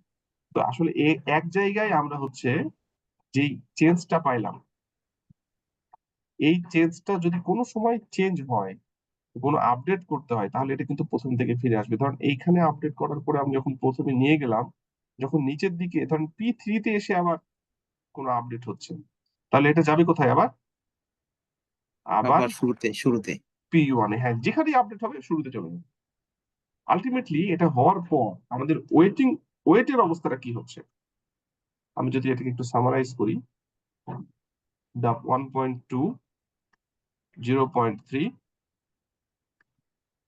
0.1 থ্রেশহোল্ড কি হচ্ছে? এটা তো পাইলাম তাই না? এইটা হচ্ছে জি adapted sir. Weight and threshold.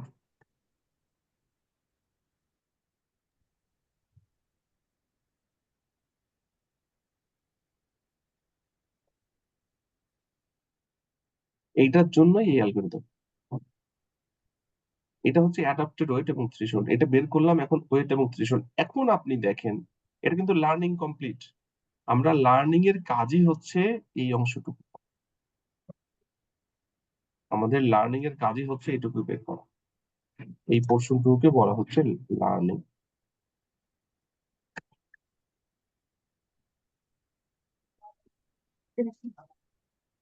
এই পোর্শনটুকুকে বলা হচ্ছে লার্নিং। মানে আমরা লার্নিং করার পরে ওয়েট এবং থ্রেশহোল্ড পাইলাম। এখন দেখেন আমি টেস্টিং কিভাবে করব। টেস্টিং করার জন্য এখান থেকে যে কোনো একটা ইনপুট আপনি যদি এই স্ট্রাকচারে বসান, দিয়ে মানে এই ওয়েট গুলো এখানে বসাবেন, তাই তো? এই থ্রেশহোল্ডটা এখানে বসাবেন, আউটপুট কি আসবে? যেটা আসবে সেটাই আউটপুট, প্রেডিক্টেড আউটপুট। টেস্টিং এর ক্ষেত্রে কি আসবে? এখান থেকে যে কোনো একটা বের করবেন, যে কোনো একটা দিয়ে টেস্ট করবেন, করার পরে এই ওয়েটের সাথে গুণ করলে, এই থ্রেশহোল্ডের সাথে কম্পেয়ার করলে কি রেজাল্ট এখানে যা ছিল তাই তো আসবে নাকি? জি স্যার। এটা হলো টেস্টিং। এবং স্যার যত সব ঝামেলা সব লার্নিং এ স্যার, হ্যাঁ, টেস্টিং লার্নিং এ তো, টেস্টিং এ তো ঝামেলা নাই। এ তো স্যার। টেস্টিং এ যেটা পাওয়া যায় সেটা হচ্ছে প্রেডিক্টেড স্যার আউটপুট। এই পর্যন্ত কোনো কোয়েরি থাকলে বলেন। স্যার এই জায়গাতে একটু কনফিউশন মানে লাগতেছে এখনো আমার। সেটা হচ্ছে বলেন। দুইটা কেস। এক নাম্বার হচ্ছে আমরা যে ওয়েটটা নিচ্ছি সেটার ক্ষেত্রে মাত্র তো কয়েকটা স্যাম্পল নিচ্ছি। বড় স্যাম্পল কিংবা ফিচার যদি বেশি থাকে তখন, ইনপুট যদি বেশি থাকে তখন কি কিরকম ঝামেলায় পড়তে পারি সেটা একটু গেস আমি করতে এখনো পারি। শেষ করি না, একটু বলি। এইখানে আমরা তো হচ্ছে এখানে দেখেন যেই প্যাটার্ন গুলা দিয়ে লার্ন করিয়েছি সেই প্যাটার্ন দিয়েই টেস্ট করছি। এটা কি জি রিয়েল স্যার, রেজাল্ট হইলো? এটা তো এটা হইলো না। পরিপূর্ণ বুঝতে পারছি। হ্যাঁ, আমরা তো সাধারণত এর আগে ওই যে এমএল এ যে কাজগুলো করলাম মেশিন লার্নিং এ, সেখানে 1/3 কে টেস্টের জন্য বের করে নিয়েছিলাম না, টেস্টের এই পুরো ডেটা সেট থেকে। জি তো স্যার। এখন আপনি তো এই 8টার মধ্যে এই 8টা লার্ন করাবেন না, আপনি লার্ন করাবেন হয়তো 5টা। হয়তো আপনি লার্ন করাবেন এই কটাকে, আমি বলি, হয়তো এটাকে লার্ন করাবেন, সরি, আপনি হয়তো P1 কে লার্ন করাইলেন, P2 কে করাইলেন, P4 কে করাইলেন, P5 কে করাইলেন, P7 কে করাইলেন। টেস্টের জন্য আপনি হয়তো রেখে দিবেন হচ্ছে ধরেন এইটাকে P3, P3 দিয়ে টেস্ট করবেন, P6 দিয়ে টেস্ট করবেন, আর P8 দিয়ে টেস্ট করবেন। তার মানে আপনার লার্নিং এর এখানে কিন্তু P3, P6, P8 থাকবে না, P1, P2, P4, P5, P7 থাকবে। টেস্টিং করার সময় আপনি কিন্তু এই প্যাটার্ন গুলো নেবেন, দিয়ে আপনার রেজাল্ট চেক করে দেখতে হবে যে কতখানি এই অ্যাকচুয়াল আউটপুটের কাছাকাছি যায়, মানে ডিজায়ার্ড আউটপুটের কাছাকাছি যায়। যত কাছাকাছি যাবে ওই পার্সেন্টেজটা কিন্তু ওখান থেকে আসছে। একটা হচ্ছে প্রিডিক্টেড, আর একটা হচ্ছে ডিজায়ার্ড। স্যার এই ক্ষেত্রে যদি আমাকে একটা ডেটা সেট দিয়ে বলে যে এখান থেকে মানুষগুলো ডায়াবেটিস আছে কি না এটা বাইনারি হিসেবে বের করে দেখাতে হবে, আমার কাছে আউটপুট নাই, তো সেই ক্ষেত্রে স্যার কিভাবে কম্পেয়ার করবো? যদি আপনার আউটপুট না থাকে সেটা সুপারভাইজড ক্লাসিফিকেশন হবে না। আমরা যেটা পড়ছি সেটা সুপারভাইজড লার্নিং। জি। আর আপনি যেটা বলছেন যে আজগর ভাই। ডায়াবেটিক আছে কি নাই সেটা ডেটাবেজের মধ্যেই নাই, জি। সেটা হবে আনসুপারভাইজড লার্নিং। সেটার আরেক নাম হচ্ছে ক্লাস্টারিং। সেটা এখানে সেই ক্ষেত্রে করবে কি না, স্যার ওটা এই অন্য। মেথডটা অ্যাপ্লাই? না, এই মেথড কাজ করবে না। এই স্যার বইয়ে আমি একটু বলি, উনি গুড কোশ্চেন করছেন, এটা শেষ করি। এই বইয়ের চ্যাপ্টার 4 দেখতে হবে। চ্যাপ্টার 4 আমাদের টার্গেট নাই পড়ানোর।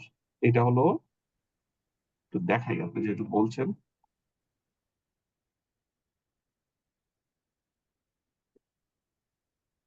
এটা হলো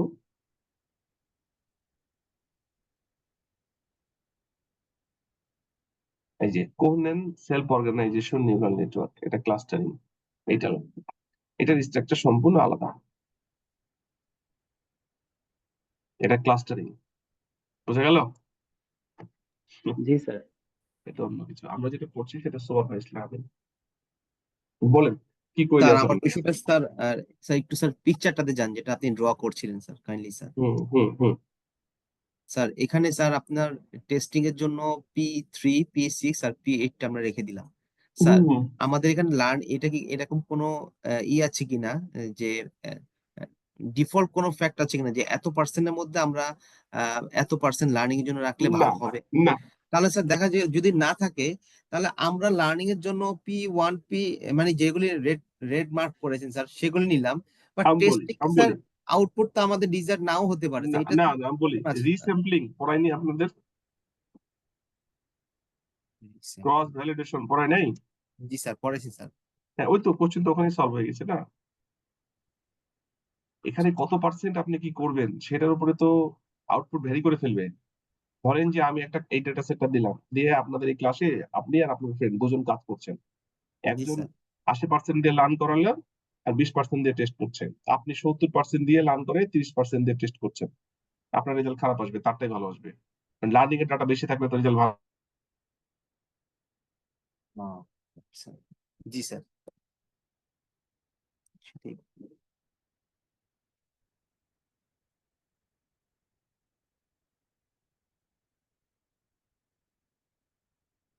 স্যার আপনার মাইক্রোফোন মিউট হয়ে গেল কেন নাকি?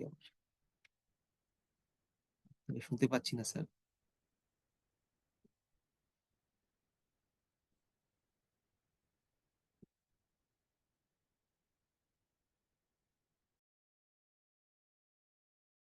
ভালো হবে। স্যার আপনার মেবি অনেকক্ষণ কথা বলেছেন, আমরা শুনতে পাইনি স্যার, প্রায় 1-2 মিনিট হবে স্যার।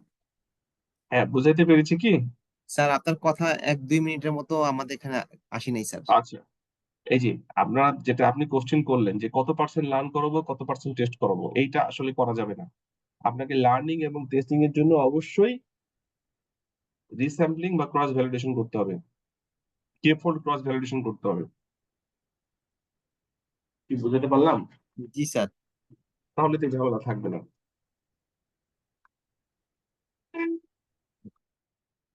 ক্লিয়ার? জি স্যার। আর বলেন আর কোনো কোয়েরি আছে কিনা এই অ্যালগরিদমের উপরে?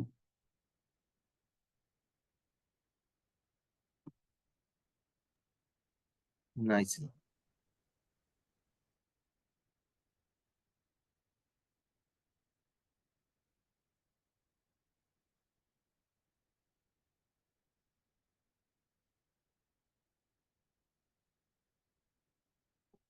অন্যদের এটা কি বুঝতে পেরেছেন?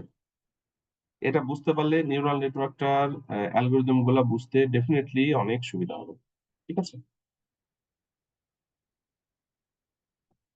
তো এইটা দেখবেন একটু। আমি একটু আপনাদেরকে এইটা এখন আহ, ইয়েতে দিয়ে দিচ্ছি আপনাদের গুগল ক্লাসরুমে, একটু নিজেরা দেখেন। তারপরে এটার উপরে আরো বেশ কিছু কথাবার্তা আছে, সেটা আমি বলবো। 10 মিনিট সময় নিচ্ছি, আপনারা একটু নিজেরা একটু ট্রাই করেন, বুঝতে পারছেন কিনা আমি যেটা বললাম সেটা আরেকবার একটু নিজেরা চিন্তা করেন যে কি হচ্ছে।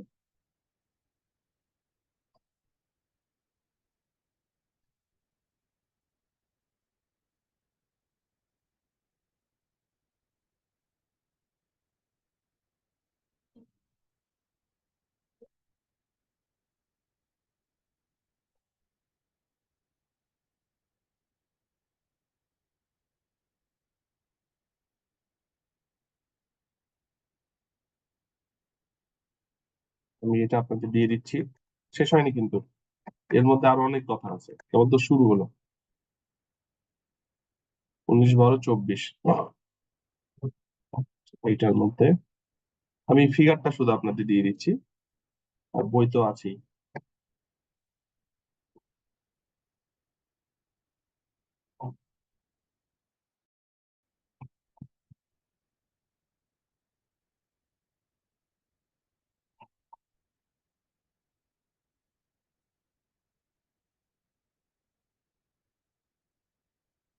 materials 7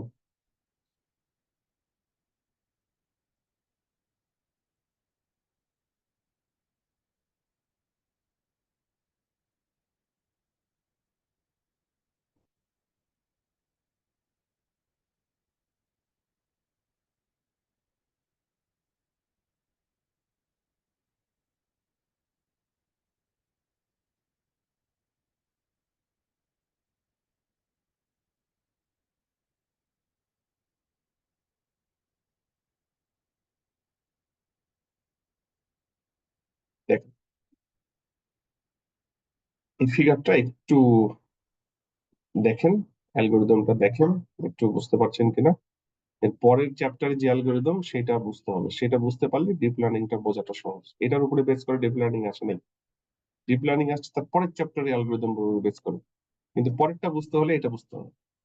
এটা একটু দেখেন, এইটার আরো অনেক কাজ আছে, এটা দিয়ে কি হয় সেটা এখনো বলা হয় নাই। আমরা তো শুধুমাত্র অ্যালগোরিদম কিভাবে রান করে সেটা বললাম, কিন্তু এটা দিয়ে কি বের হচ্ছে আউটপুট, কিভাবে ক্লাসিফিকেশনটা হচ্ছে, এই অ্যালগোরিদমের লিমিটেশনস কি সেটা এখনো বলা হয়নি, সেটা বলবো। আপনারা একটু দেখেন 10 মিনিট, 3টা 31 বাজে তো 3টা 40-এ আমি আবার শুরু করবো। ঠিক আছে, শুনতে পাচ্ছেন আমাকে? জি স্যার, শুনতে পাচ্ছি। একটু দেখেন, 10 মিনিট পরে আমি জয়েন করছি, করে বাকি অংশ করবো। Thank you.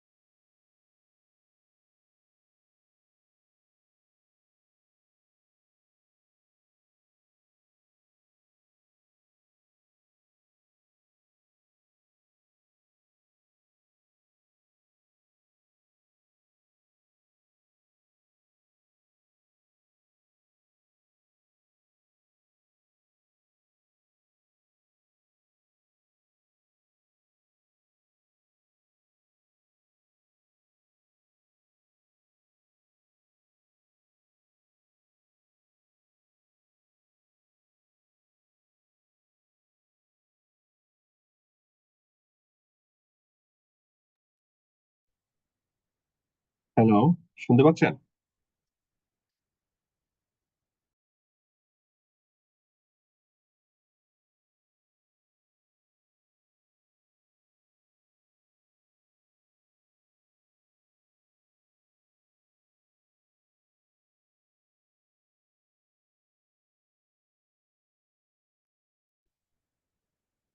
শুনতে পাচ্ছেন আমাকে?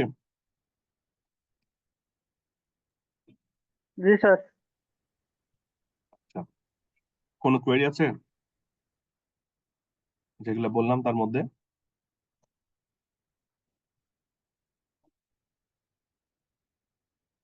খেয়াল করেন,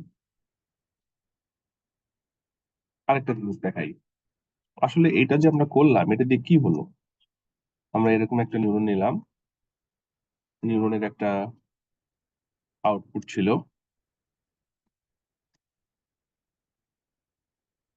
ইনপুট আমরা কিছু দিয়েছিলাম, এরকম, তাই তো? আমরা দুইটা গ্রুপে ভাগ করেছিলাম। আমরা যদি একটু ভিজুয়ালাইজ করতে যাই যে ঘটনাটা কি ঘটছে, একটু ভালো মতো খেয়াল করুন।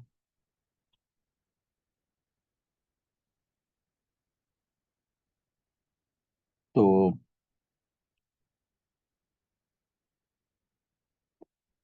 আমাদের ইনপুট ছিল কয়টা? 3টা, তাই তো? 3টার জন্য আমাদের এটা কত ডাইমেনশন হবে বলেন তো? গতদিন দেখালাম, গতকাল 3 ডাইমেনশন হবে না? 3টা ইনপুট মানে কি? 3টা ফিচার না?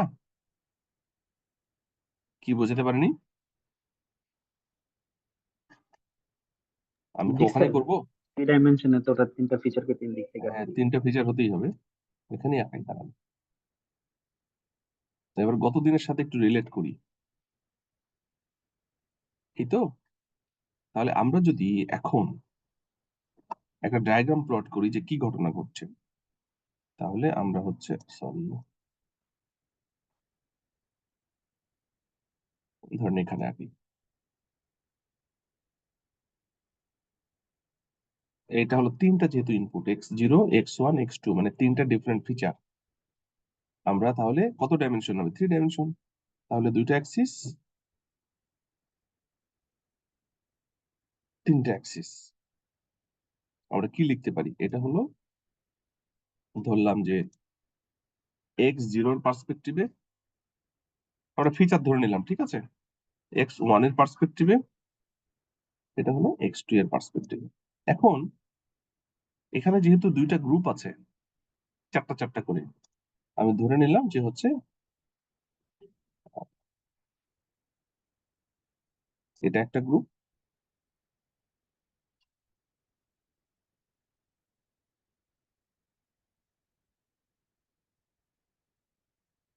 এটা একটা গ্রুপ।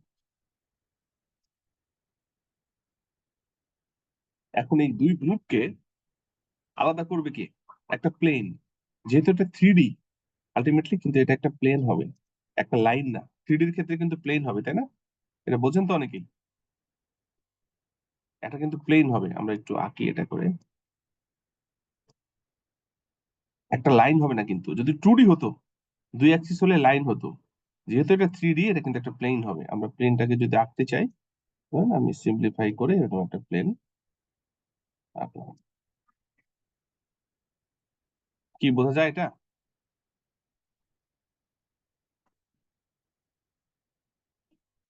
এটা কি বোঝাতে পারলাম? হ্যালো? জি স্যার। যেহেতু 3D, একটা প্লেন হবে, ঠিক আছে? তো এটা যেহেতু 3 ইনপুটের জন্য আমরা এরকম একটা প্লেন এখানে পাবো কিন্তু। যদি এটা 2D হইতো, এবার একটু লাইনে আসি। এটা হলো এইটার জন্য বুঝালাম।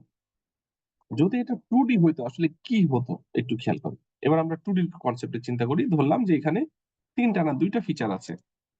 তাহলে একটা, যেমন ওই যে গতদিন ডাব্লিউডাব্লিউ এর প্লেয়ার, ফুটবল প্লেয়ার, একটা ওয়েট একটা হাইট আমরা ধরে নিতে পারি, ঠিক আছে? এখানে ধরলাম এটা হলো হাইট, আর এটাকে ধরলাম হচ্ছে ওয়েট। তো এখানে কিছু স্যাম্পল আমরা ধরে নিচ্ছি যে এখানে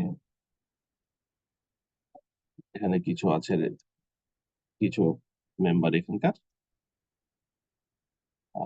কিছু মেম্বার হচ্ছে এদিকে। এবার একটু খেয়াল করেন, এইটা কি তৈরি করবে? এই যে একটা নোড, এটা কিন্তু একটা নোডের কাজ। আমি প্রথমে বলেছিলাম আমাদের ব্রেন থেকে একটা নিউরন বের করে আমরা মেশিনে সিমুলেট করব। একটা নিউরন, সেটাই করেছি। এটা কিন্তু একটা নিউরন, এখানে বলা হচ্ছে নোড। একটা নোড একটা ডিসিশন বাউন্ডারি তৈরি করতে পারে এবং সেটা লিনিয়ার।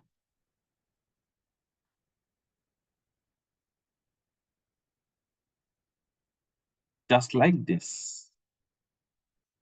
আমি কি বুঝাতে পারলাম?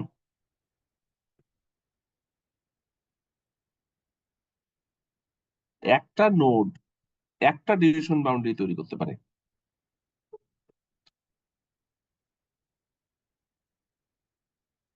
এটা কি বুঝতে পেরেছেন? কিন্তু স্যার আমার যদি ডাইমেনশনে 3টা থাকে, তিনটা মানে এরকম তখন আরেকবার আরেকবার বলেন। তখন তো মানে আমার ডাইমেনশন মানে আমার বিবেচ্য বিষয় যদি 3টা থাকে ফিচার, তখন তো আমার একটা নোট দিয়ে কাজ হয়ে যাবে, তাই তো? মানে ব্যাপারটা কি এরকম? না, ওটা ওরকম ভাবে চিন্তা করা যাবে না। যদি দুইটা গ্রুপ থাকে এবং আপনি একটা নোড দিয়ে এটাকে সেপারেট করতে পারেন, মানে একটা ডিসিশন বাউন্ডারি দিয়ে, এবং স্পেশালি একটা লিনিয়ার ডিসিশন বাউন্ডারি দিয়ে। লিনিয়ার মানে তো বোঝেন, যেটা লিনিয়ারলি আপ হবে অথবা ডাউন হবে, হয় এরকম না হলে এরকম, না হলে জি এইরকম, স্যার। না হলে এইরকম, এই জাস্ট লাইক দিস। তাহলে একটা নোড দিয়ে সেটা সলভ করা সম্ভব। কিন্তু যদি এমন হয়, আমি একটা দেখাই আর একটা এক্সাম্পল, যে ধরেন এইরকম হয়ে আছে, সরি, ধরেন এরকম হয়ে আছে, একটা গ্রুপ হচ্ছে এইখানে, আসলে এখনো খুব মুশকিল এটাতে। ধরেন একটা গ্রুপ এইখানে, ওই গ্রুপের কিছু মেম্বার হয়তো এইখানে,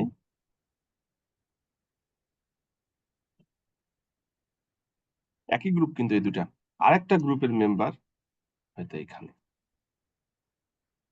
একটা লিনিয়ার ডিভিশন বাউন্ডারি দিয়ে এটা সলভ করা সম্ভব? কিভাবে করবেন? যদি এদিকে দেন তাহলে কি হচ্ছে এটা দিয়ে সলভ, বা আপনি যদি এরকম করেন তাও কি সলভ করা সম্ভব? ওই যে স্যার, আহ, জিনিসটাকে ঘুরায় দিয়ে, যেমন যেমন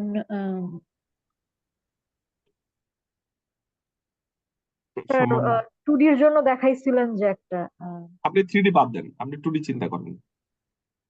আপনার এই নোটটা একটা ডিভিশন বাউন্ডারি তৈরি করতে পারে, সেটা হতে পারে এরকম, অথবা হইতে পারে এরকম, অথবা হইতে পারে এরকম, অথবা এরকম, অথবা এরকম, যেভাবে বলেন একটা লিনিয়ার ডিভিশন বাউন্ডারি তৈরি করতে পারে। এই প্রবলেমটাকে কি একটা লিনিয়ার ডিভিশন বাউন্ডারি দিয়ে সলভ করা সম্ভব? স্যার সম্ভব তো না স্যার, কারণ এটা তো অনেক বেশি ডিসপার্সড। তার তো ক্লাস্টারিং অবস্থায় নাই স্যার, এটা কিভাবে সম্ভব সম্ভব না এটা। স্যার? হ্যাঁ, তো এখানে এটা বলার উদ্দেশ্য হচ্ছে, আমি এখানে এই ফিগারটা দেখালাম যে তিনটা যদি ফিচার থাকে তাহলে এরকম অবস্থা হবে, কিন্তু বোঝানোর জন্য আমরা আসলে এই টুডিটাই বোঝাচ্ছি। ধরে নিন দুইটা ফিচার, ঠিক আছে, তিনটা না, দুইটা ধরে নিয়ে আমরা যদি কাজ করি তাহলে কি হবে। তাহলে এবার এখানে আসেন যে যদি আমাদের এই নোড এর লিমিটেশন হচ্ছে একটাই ডিভিশন বাউন্ডারি তৈরি করতে পারে অ্যান্ড ইট ইজ লিনিয়ার, তাহলে এরকম কিছু একটা হবে। কিন্তু এরকম যদি কোনো প্রবলেম থাকে যে দুইটা একসাথে গুচ্ছ ভাবে আছে আলাদা আলাদা ভাবে, তাহলে আপনি একটা এতে করতেই পারেন। কিন্তু যদি এরকম থাকে দুইটা গ্রুপ এরকম আলাদা আলাদা একটা মাঝে বসে আছে, এটা কি সম্ভব একটা লিনিয়ার ডিভিশন বাউন্ডারি দিয়ে? সম্ভব না। তার মানে এইটার যেটা সুবিধা, সেই অ্যালগোরিদমটা খুবই সিম্পল, এবং এইটা দিয়ে যদি আমাদের দুইটা ক্লাসের মধ্যে সেপারেট করতে হয় এবং দুইটা গ্রুপ খুব ভালো অবস্থায় থাকে, অলরেডি সেপারেশনের মধ্যে থাকে, তাহলে কিন্তু আমরা সেপারেট করতে পারি। বাট যদি এরকম কোনো কন্ডিশন অ্যারাইজ করে, it is not possible to solve this types of problem by using one single neuron, তখন আমাদেরকে অন্য পদ্ধতিতে যেতে হবে। এটা কি সুবিধা অসুবিধা বুঝছেন? এটা কিন্তু লিমিটেশনসটা বললাম, এটা হচ্ছে limitations of this work. of this algorithm, mutations of this algorithm. Sir একটা ডিসিশন বাউন্ডারি বলতে কি এখানে ইয়েস অথবা নো এইরকম বাউন্ডারি বুঝাইতেছে, 0 অথবা 1, ইয়েস অথবা নো? আসলে আসলে তো ভেতরে এরকম কোনো বাউন্ডারি তৈরি হয় না, কিন্তু আমাদের এই যে ইকুয়েশন গুলো তৈরি করেছি, যদি আপনি ভিজুয়ালাইজ করতে চান তাহলে এরকম বাউন্ডারি আপনি ভিজুয়ালাইজ করতে পারেন। মানে একটা ডিসিশন বাউন্ডারি দিয়ে দুইটা প্রবলেমকে সেপারেট করা, মানে এইরকম প্রবলেমকে সেপারেট করা সম্ভব না। যদি সেপারেট করতে হয় তাহলে আমাদেরকে কি করতে হবে একটু বলি, দেখেন সলিউশনটা পেয়ে যাচ্ছে। আমরা একটা নোড, আরেকটা নোড, আরেকটা নোড, এরপরে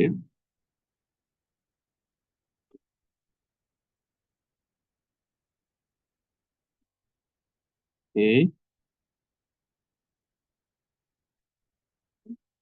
এই ঠিক আছে,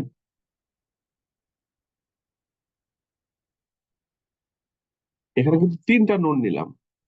তাহলে এই নোডটা কোন বাউন্ডারি তৈরি করবে? ধরেন যে প্রবলেম হচ্ছে এরকম একটা প্রবলেম, এই নোডটা ধরেন এরকম একটা বাউন্ডারি, সরি, এই নোডটা এরকম একটা বাউন্ডারি তৈরি করলো, এই নোডটা এরকম একটা বাউন্ডারি তৈরি করলো, আর এই নোডটা এই দুই বাউন্ডারিকে যুক্ত করে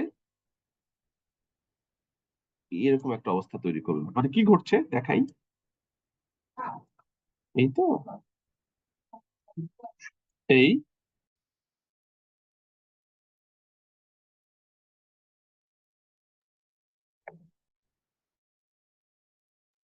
এটা কি স্যার ধরেন মাঝামাঝি কোনো ডিসিশন অথবা আরো প্রিসাইজ ডিসিশনের জন্য? হ্যাঁ দেখেন, এখানে তো আমরা যদি এখন এখন এই প্রবলেমটাকেই যদি ওইখানে আমরা ফর্ম করে নিয়ে আসি তাহলে কি ঘটনা ঘটবে দেখেন তো।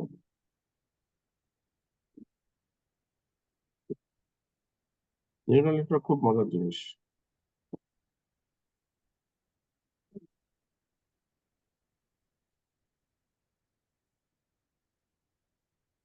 এই তো এখন এই এই প্রবলেম, এই নোডের কাজ হচ্ছে একটা ডিভিশন বাউন্ডারি তৈরি করা, সে এরকম একটা বাউন্ডারি বানিয়ে দিল। এই নোডের কাজ হচ্ছে একটা এরকম ডিভিশন বাউন্ডারি তৈরি করা, সে বানিয়ে দিল।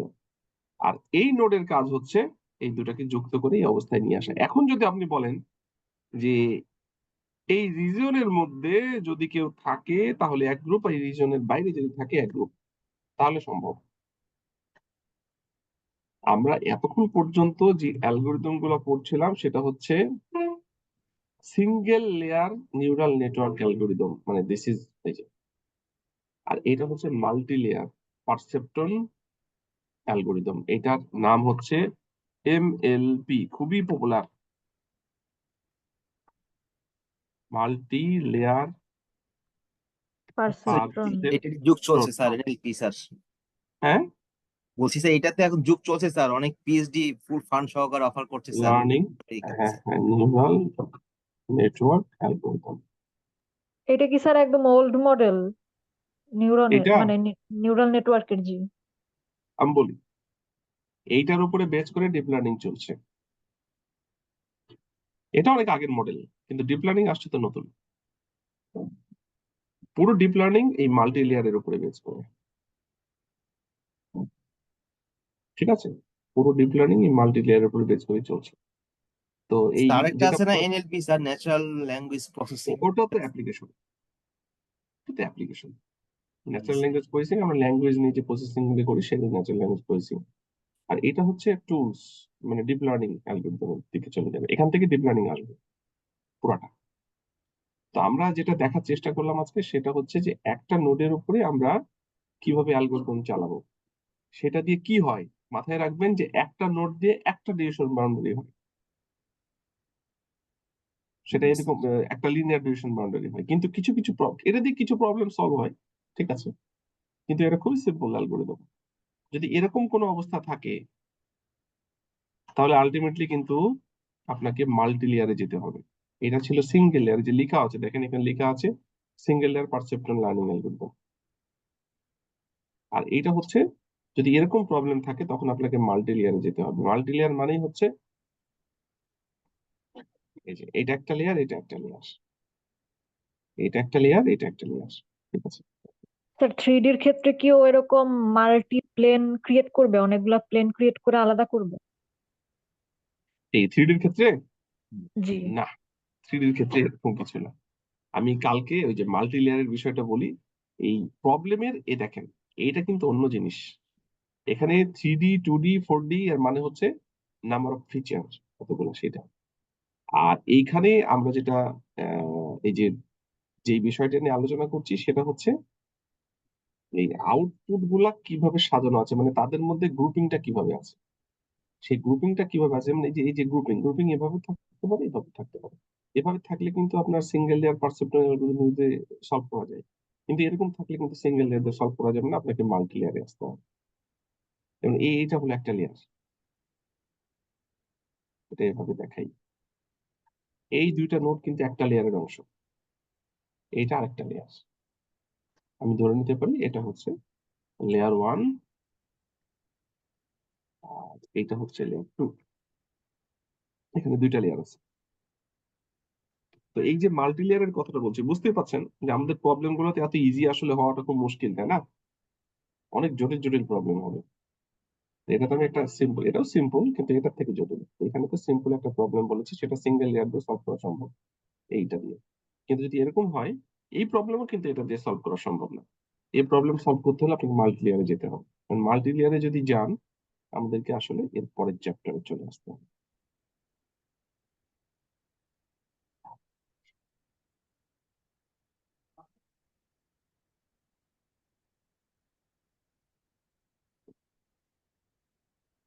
আর 5 মিনিটে একটা বিরতি দিবেন নাকি নামাজের স্যার?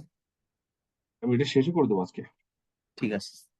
সিঙ্গেল লেয়ার তো আমাদের মোটামুটি হয়ে গেল। আমাদের উদ্দেশ্য ছিল এই চ্যাপ্টার 3টা দেখানো, সেটা শেষ করেছি।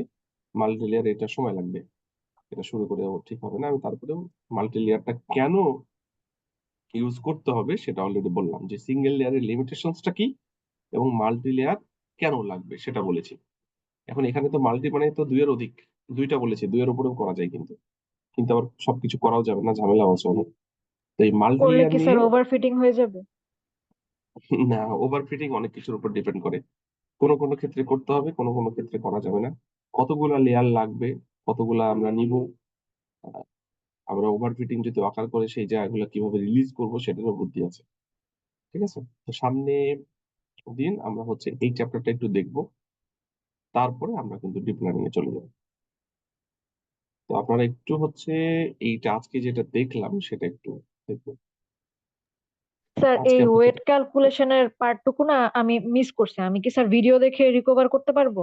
হ্যাঁ, খুবই সহজ। আর সমস্যা থাকলে নেক্সট দিন জিজ্ঞেস করলাম। না, অবশ্যই কোনো সমস্যা নেই। আমি তো পরের থ্যাংক ইউ ক্লাসে স্যার। শুরুই করি হচ্ছে আগের দিনের কোনো সমস্যা আছে কিনা এটা দেখে, হ্যাঁ? সমস্যা নেই, ওকে স্যার। আপনি দেখুন। তো এইখানে হচ্ছে এই যে চ্যাপ্টার 3, এইটাতেই মূলত আমাদের এই সিঙ্গেল লেয়ার পারসেপট্রন লার্নিং অ্যালগরিদমটা দেওয়া আছে। আমি সেটাই বিলিভ করলাম। এবং এইটা দিয়ে একটা জিনিস মাথায় রাখবেন, একটা নোট দিয়ে একটা ডিভিশন বাউন্ডারি সম্ভব, একটা লিনিয়ার বাউন্ডারি সম্ভব, কিন্তু একটা লিনিয়ার ডিভিশন বাউন্ডারি দিয়ে সব প্রবলেম সলভ করা সম্ভব না। সে সকল ক্ষেত্রে আমাদেরকে মাল্টি লেয়ারে যেতে হবে। এখন মাল্টি লেয়ারে যেতে হলে কোন কোন জিনিসগুলো আমাদেরকে ফোকাস করতে হবে, কোন কোন কাজ করতে হবে, এটা সামনে ক্লাসে ইনশাল্লাহ ক্লিয়ার করবো। ঠিক আছে? আমি ফিগারটা আপনাদেরকে আপলোড করে দিচ্ছি আপনাদের ক্লাসরুমে, এটা বাদ দিয়ে দিচ্ছি।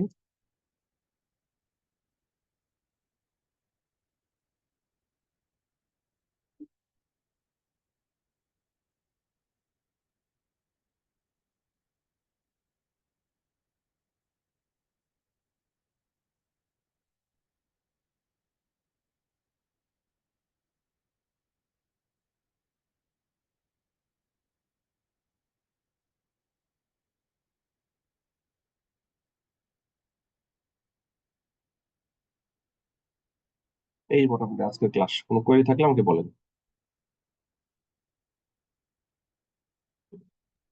আছে কোনো কোয়েরি?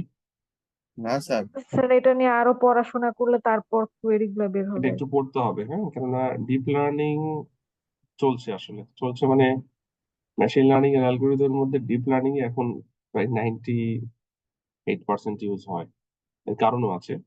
তো ডিপ লার্নিং আমরা শুরু করতে যাচ্ছি সামনে, এবং ডিপ লার্নিং এর বেসিকই হচ্ছে নিউরাল নেটওয়ার্ক, যেটা আমরা করছি, এবং নিউরাল নেটওয়ার্কের ফার্স্ট অ্যালগরিদম হচ্ছে আজকে দেখালাম। এটা পড়াটা দরকার, তাছাড়া আপনি ডিপ লার্নিং এ ভালো বুঝতে পারবেন। আর এই দুইটা অ্যালগরিদম বুঝলে মোটামুটি আজকের লেকচার এবং সামনের দিনের লেকচারটা বুঝলে ডিপ লার্নিংটা বুঝতে সুবিধা হবে। ভেতরে কিভাবে হচ্ছে আপনি কিন্তু বুঝতে পারবেন, আর এই দুটা না বুঝলে কিন্তু বোঝা যাবে না। এবং আমি দেখেছি যে হচ্ছে যারা ডিপ লার্নিং এ কাজ করে আলটিমেটলি ভেতরে জিনিসগুলো খুবই কম আমি পেয়েছি যে তারা বোঝে। বিভিন্ন ভাই বোনদের থাকি তাদেরকে জিজ্ঞেস করলে বলতে পারে না, না বলতে পারলে কিন্তু রেজাল্টও ভালো আসবে না।